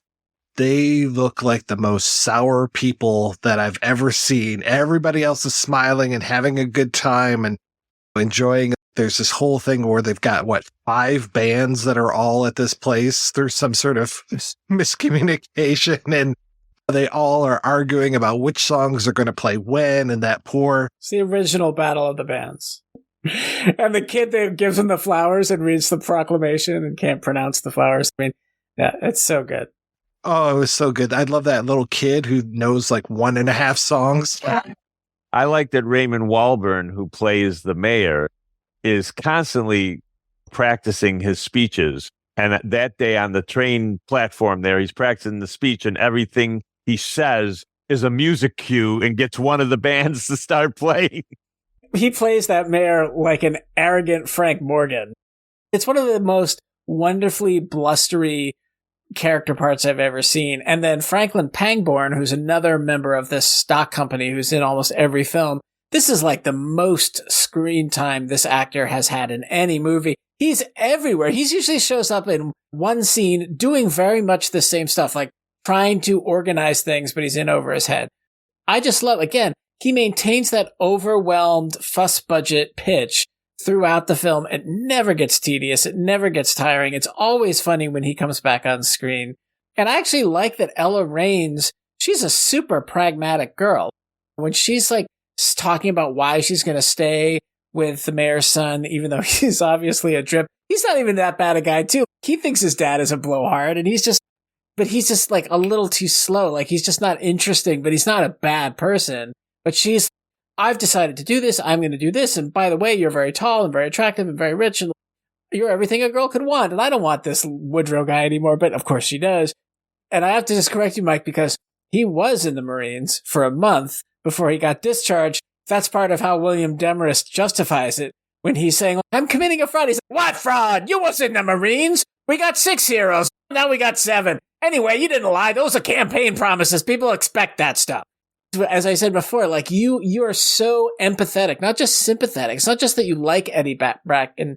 You see how he has no choice. Like, unless he like jumped out of a moving train because he was so freaked out, he organically is shuffled into this situation. Every time it's heightened, he tries to get out of it, but fails or is thwarted. It's almost like the scene in Life of Brian where Brian of Nazareth is trying to say he's not the Messiah, and the crowd's like, that's proof that he's the Messiah. And that's just why this movie, which is not a pure screwball, nor is it a romantic comedy, but it is a social satire that really is about something. And it's just as relevant today in our world of social media and fake news and desperation to find any leaders that we can look up to as it was in the 40s. It's just a lot more fun seeing it in small town like 1940s USA than most satires are now because they're so heavy and loaded. But watching something from this era, there is a feeling, like you said, everybody's on board with this war. Even if you have issues with it, you're not storming the Capitol about World War II. You're doing your part. These pancakes sure would be good with some butter. Haven't you heard there's a war on? Those pancakes look amazing, though. Those are the best looking black and white photographed pancakes I've ever seen. My mouth was watering. I can't remember if it's in this one or, yeah, I think it is in this one when they bring some groceries to the mom and she's, I'm all out of points. And they're like, don't worry. Yeah. Like, just like all of these holdovers from World War II, and just like to hear them talk that way. Oh yeah, that's this one. Yeah. I can't remember again if it was this one or another one where it's like, oh yeah, when he goes in, Norval in Miracle of Morgan's Creek, when he goes in to get a uniform and he's, oh, I need, wool. And the guy's like, yep, sorry, can't do wool. The Army says it's very important. And then how about cotton? Sorry, Army says it's very important. And then he ends up with an old doughboy uniform that looks like it's just covered in dust and dirt. It just looks so bad. Oh, and he keeps ripping the seat out of it. And it's too big for him. Yeah. Sturges was known for skewering these sacred cows of American culture. And of all the things that they were concerned about, the Breen office was concerned about, one of the biggest things that they were offended by was the potential for lampooning the military or saying anything that might seem unpatriotic when discussing the military. That the stuff he gets away with in Hail Conquering Hero in that regard is almost as amazing as the stuff he gets away with sexually in terms of sexual innuendo in Miracle. Hail the Conquering Hero, again, Woodrow does nothing wrong. The deceit that is played all comes from the military men themselves. So it's almost like they're not taking their own positions all that seriously. If they're letting this guy who got kicked out for hay fever after a month and has been working in a factory, and William Demarest keeps saying, what difference does it make? I don't know where half these stories that I talk about come from, or who did what, or who. Somebody tells you they're a hero, you believe them. Of course, everybody's a hero. Exactly. That's amazing. You do love those guys. That's the thing. They are figures of fun, but they're not anti-patriotic. I think that's the thing. This really is a satire of just the madness that got into surrounded the war effort, like you were saying. It's very astute.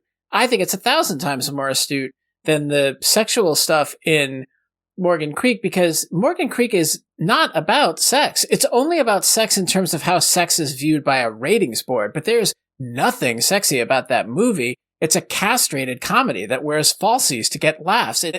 If you look at Lady Eve and Palm Beach Story, those are damn sexy movies. And those movies are getting away with a lot. They're getting a lot past the censors of that era.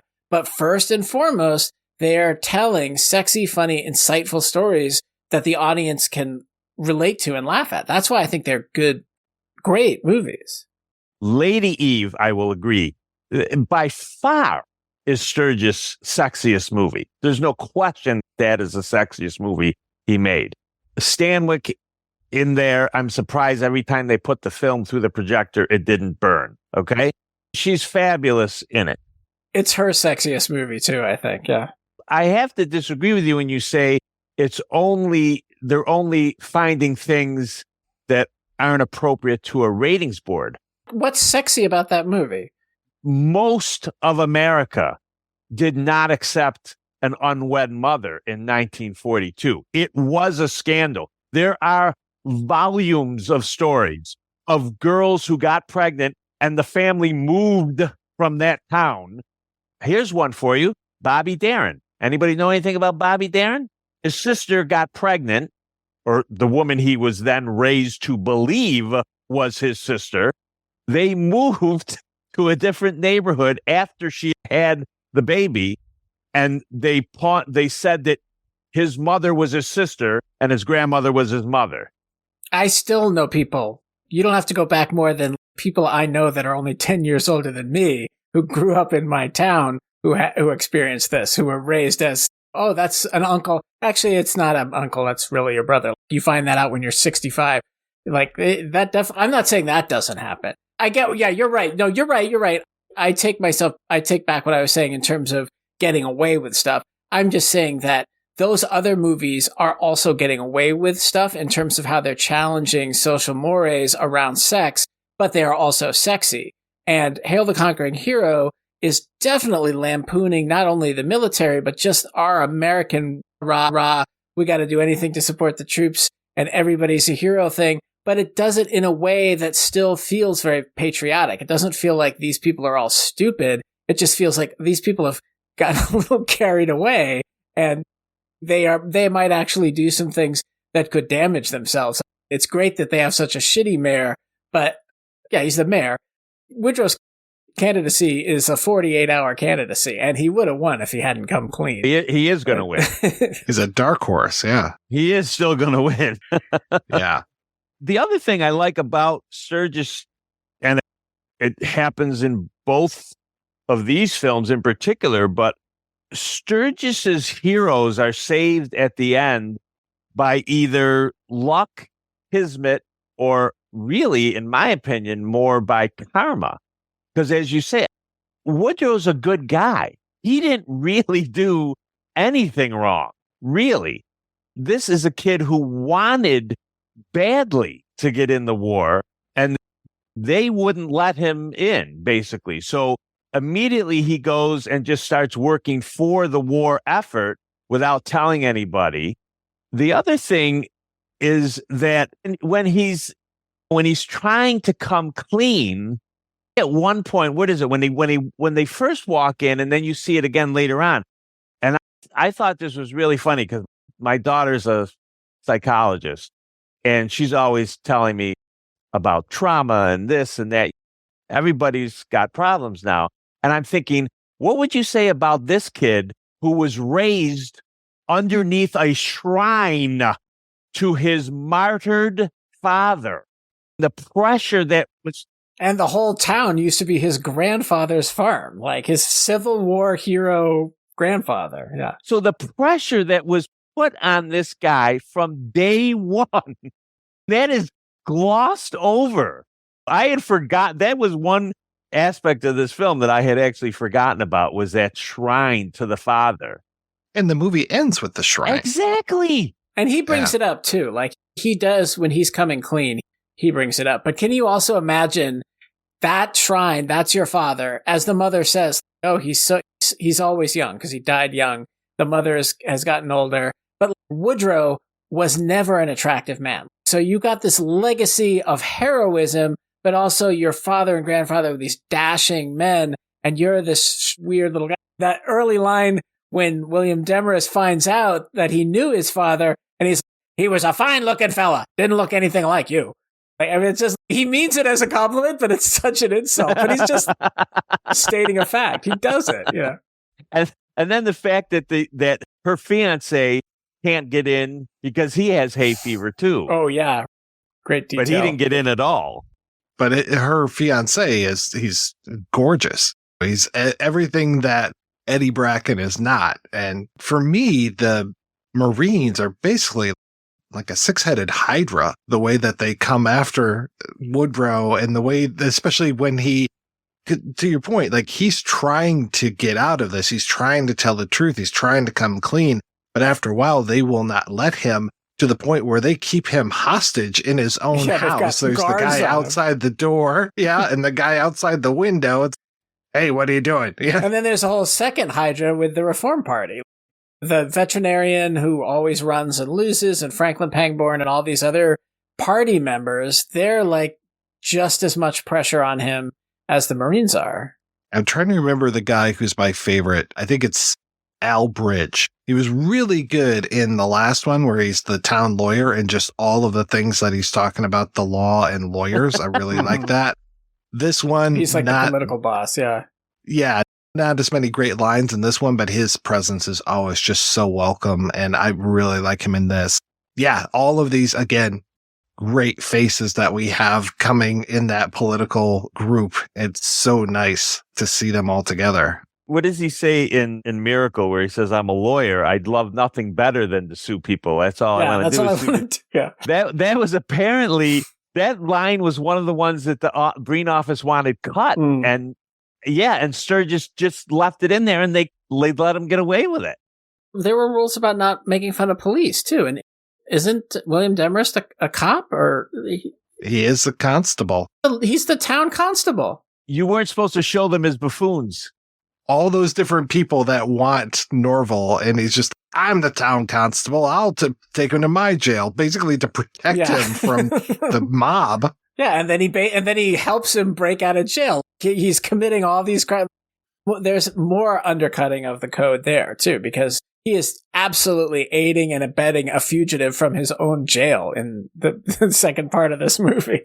That one short little documentary that Mike had attached to Miracle talked about that, Ian, where he says, oh yeah, you couldn't show the cops as being buffoons or anything. And I'm thinking, really? Because not only was he a buffoon in Miracle, but I think about all those, I don't know if you've ever seen the Boston Blackie movies or the Torchy Blaine movies. Oh yeah, Torchy Blaine.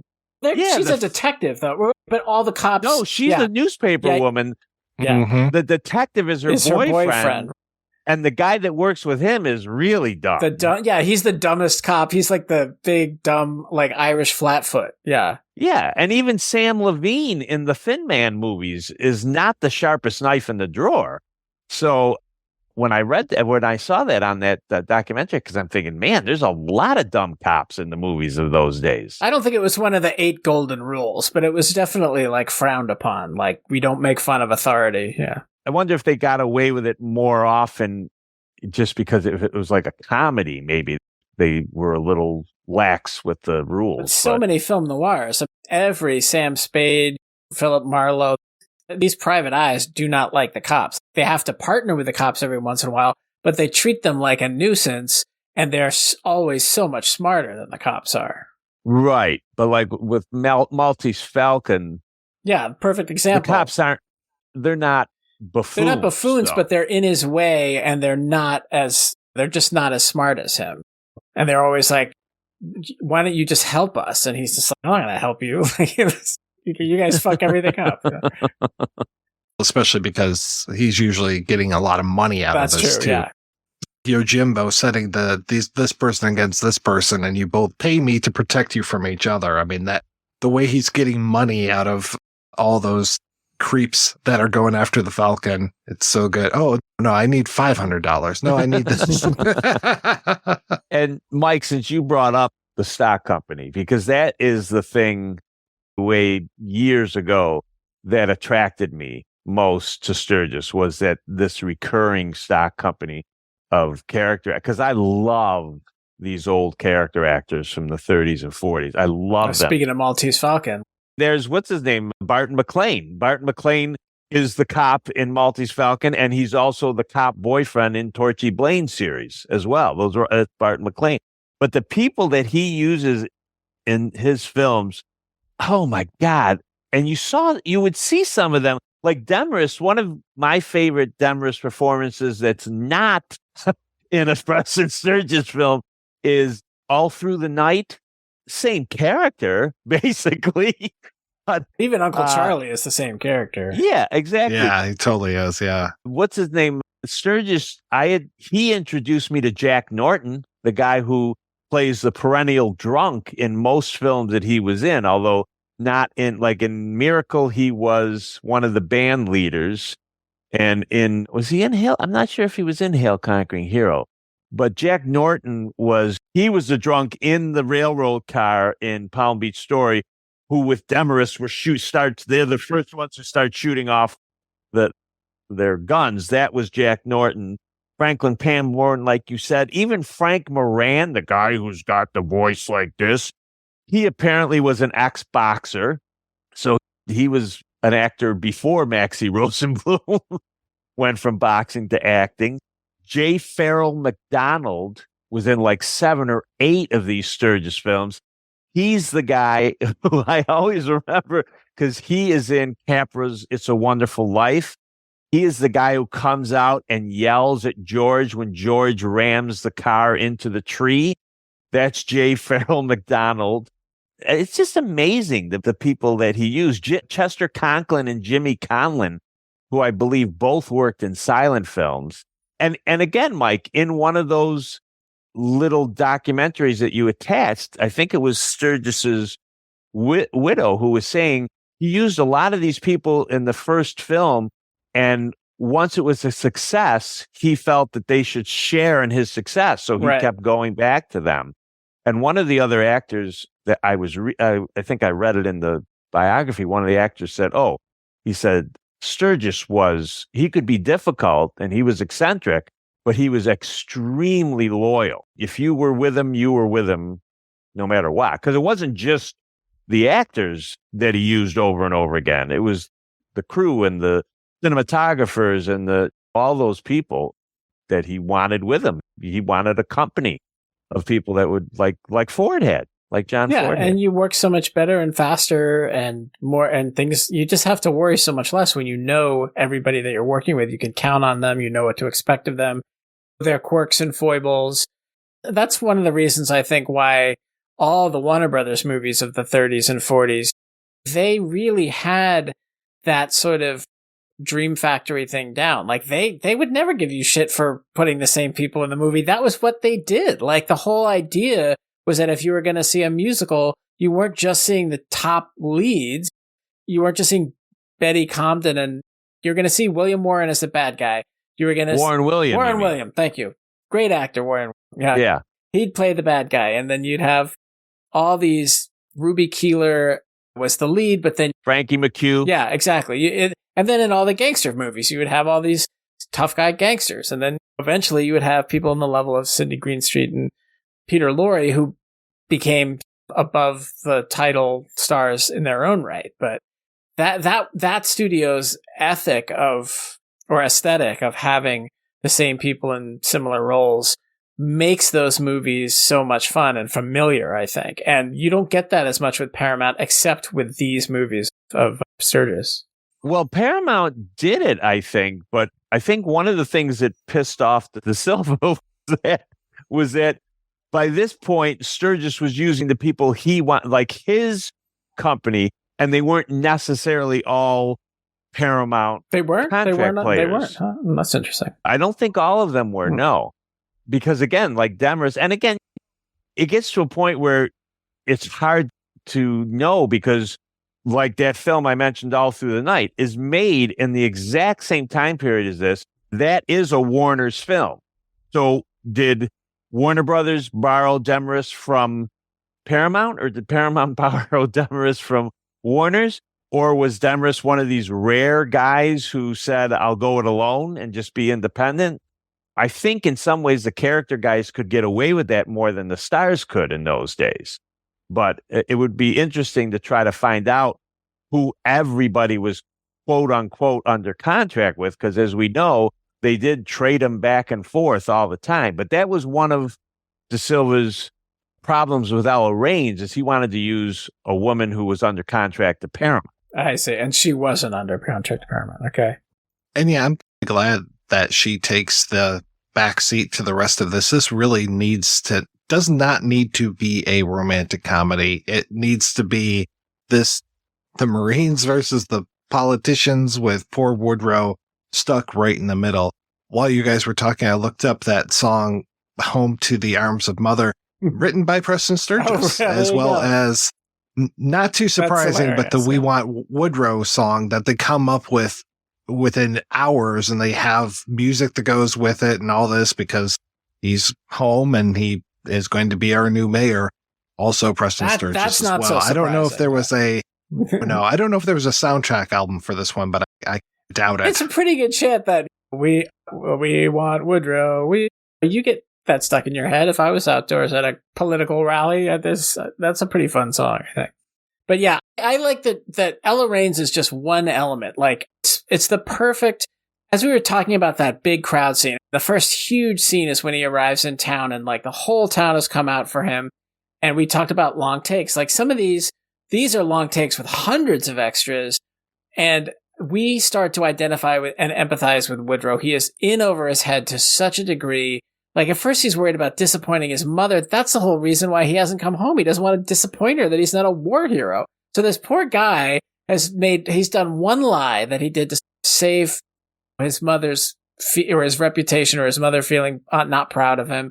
And then it just gets snowballed into this thing. And the way that fast moving situation sweeps him up and pulls him off the train and into the crowd and onto the stage, the cutting, the dialogue, the performances, all work in conjunction to put that idea across that this guy is trapped and like he's overwhelmed. And by the time he actually has figured out what to say to get out of the situation, it's not enough. The hydras have, as you said, the multi-headed hydras are already upon him, and there's just nothing he can do until finally he's allowed to make his one pre-election speech where he comes clean, which is a good speech. That speech in lesser hands, even maybe in Frank Capra's hands, would be too pretentious, but it actually feels pretty authentic. It feels like what this guy would really say, I think. I like the framing of it. I like the way that we have the blocking where the person moves from the audience up to the stage, and then when people are leaving the place, and the way that Woodrow gets out of there, and then that Demarest takes over, and we have that nice dissolve to the next scene. We don't know what Demarest has said. And when you see that big lynch mob coming around the corner, and you're just like, oh my God, he is in for it now, but only to find out that no, Demarest has come clean. He was the one that had to come clean more than Woodrow even did. That's a really nice moment as well. Yeah, it's a perfect movie. We didn't even talk about the other catalyst for trouble, which is the kid who was the orphan, who didn't have a mother. He's the other one, other than Demarest, who's really pushing all this, because he just starts from the very first time Eddie Bracken even mentions anything. He's like, how could you do that to your mother? And Demarest says in the bar, he doesn't have a mother. And he also intimates that he might have some PTSD, which back then was not called PTSD, and even later on in the film, Bracken says, are you nuts or something? And the kid says, maybe. Yeah, no, none of this would happen if it wasn't for that kid. He instigates this whole thing. And he wasn't one of his stock company, his stock players. I don't even know what that actor's name was. And meanwhile, Woodrow is a daffodil from Dopeyville. He's as sane as a Dane. Sane as a Dane, right. I love the dialogue in this, and I know some of it is just time specific with some of the slang, but I just love it. I just love watching these movies. Was just such a pleasure, and getting introduced to some films that I hadn't seen before this whole episode, the way that it came together, I'm just so thankful because now I feel like I'm a convert and I just want to sing the praises of Preston Sturges back to the rafters. I would describe myself as a convert too, I think, because I saw Sullivan's, obviously I love Tale of the Conquering Hero, but I saw Sullivan Travels and then Morgan Creek, and I always have a little bug in my butt about auteur theory and all that stuff. So I was like, yeah, this guy should have stayed a writer. This guy's stiff. As a young person, I was a little down on Sturges, and then I saw The Lady Eve, and I was like, holy shit, this is one of the best romantic comedies I've ever seen. And then I saw Palm Beach Story and Great McGinty, and even Unfaithfully Yours, I think, has got a lot going for it.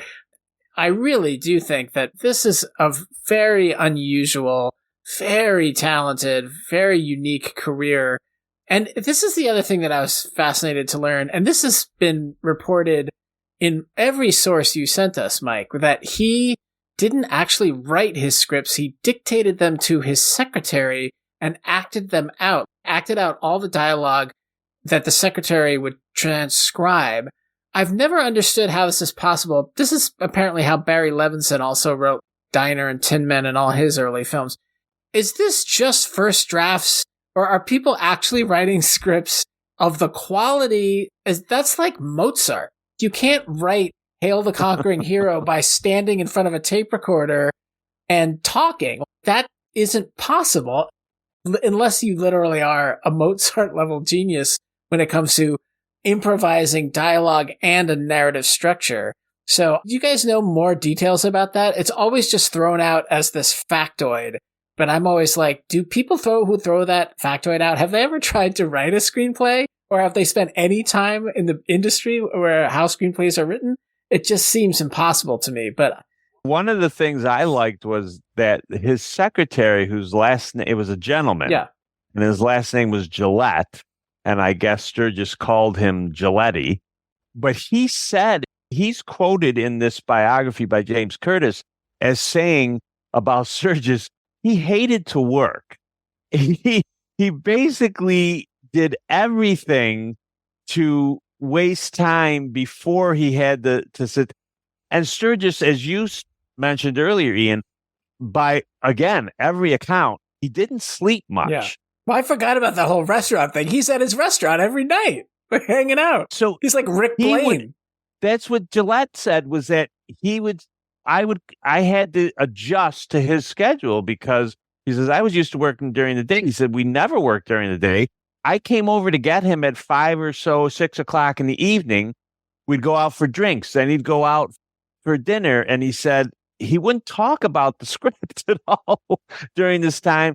And it wouldn't be till like after midnight where he would say, let's go to the office or let's go here or there. And let's start. And I think Gilletti said he would say to me, let's see if we can get a page.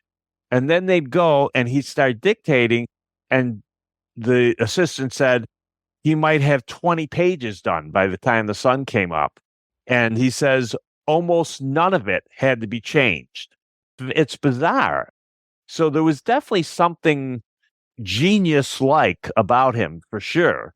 So maybe him starting Miracle of Morgan's Creek without a finished screenplay wasn't that big of a deal. But not for him. But I do wonder, did you guys read The Big Goodbye, the book that came about Chinatown that came out maybe 5 years ago, 6 years ago? No. Haven't yet. It's a pretty good book.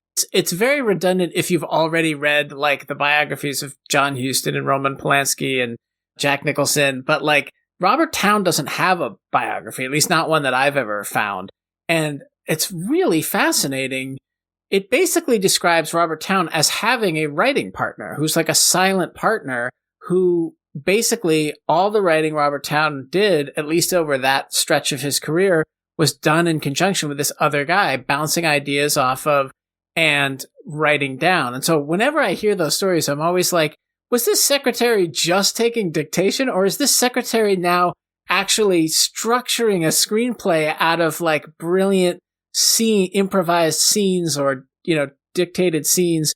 Like how much of this how does this become a document? It can't just be stapling transcribed free-form verse together, because that just, nobody can do that. You know, I don't know. I'm always curious, and I didn't find it. Remember, you said too that this was how he did. At least we know this was how he did the most of the screenplays that he was directing. But when I read the book, I didn't get that feeling like he didn't write his plays that way. Mm-hmm. So he obviously knew how to type that out in the form of a play or a screenplay or whatever. So it might have just been once he found success, he could hire someone and he could just, that way he could continue juggling all 20 of his balls at one time without having to stop and sit at a typewriter.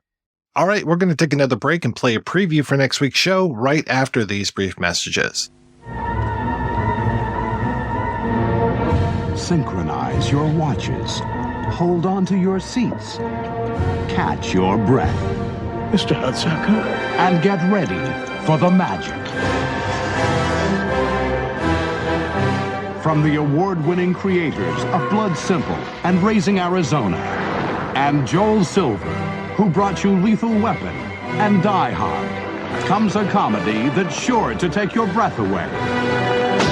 It could work. It should work. It would work. It's working already. The Hudsucker Proxy. What the hell is it? That's right. We'll be back next week with a fitting follow-up, the Coen Brothers' Hudsucker Proxy. Until then, I want to thank my co-hosts Otto and Ian. Ian, what is the latest with you, sir? By the time this airs, I will have launched an aggregate website for all the repertory screenings at all the independent cinemas in the greater Boston area. It's called Screen Boston because, along with New York and LA, Boston is the greatest city on this entire continent for repertory cinema. All you have to do is see, if you look at our homepage and see every single screening lined up day by day, Boston is not just a place where movies are filmed. Boston is an incredible place to watch movies. So I'm thrilled that's becoming a reality. If you're in the Boston area, just go to screenboston.com to see what's playing. And you can always read my reviews at film5000.com or on Letterboxd, Twitter, Facebook, and Blue Sky at the Film 5000 Project. And you can hear me on the Brattle Film Podcast every month. Otto, how about you? What's happening with you, sir? You know that I was working on a Dean Martin book. That one's actually on hold right now because hopefully by the time this is put out there on the internet, I will have turned in my manuscript for a baseball book that I have written. So I've just been doing a lot of writing, and I've been doing a lot of watching of films. I'm looking forward to doing another one with you coming up fairly soon, Mike. And I'm going to be on with your buddy Chris and his new film podcast. We're going to be discussing the Thin Man films, which are some of my favorite films. He really needs to see those, so that's fantastic. Yeah, so that should be fun. Thank you again, guys, for being on the show. Thanks to everybody for listening. If you want to hear more of me shooting off my mouth, check out some of the other shows that I work on. They are all available at weirdingwaymedia.com. Thanks especially to our Patreon community. If you want to join the community, visit patreon.com/projection booth. Every donation we get helps the projection booth take over the world.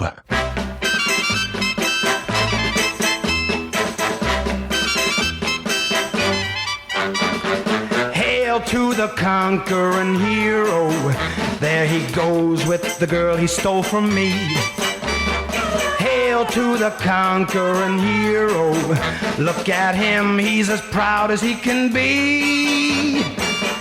He may think he's won the prize, but he doesn't realize I'm not giving her up so easily. Hail to the conquering hero. I suppose he'll be kissing her tonight. 3 cheers for the conquering hero. Marching off with my baby just for spite.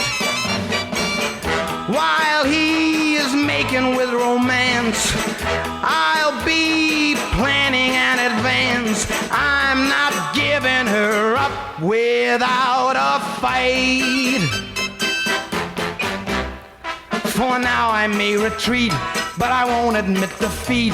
I'll show that guy I'm just as smart Yeah, all's fair in love and war, so I'll even up the score. I'll decorate him with a broken heart. Down with a conquering hero. Pretty soon I'll be ready to attack. I'll conquer the conquering hero. When I do, then I'll get my baby back. So he thinks the battle's done, but the battle's just begun. I'll be winning her back, just wait and see. And then that conquering hero is gonna be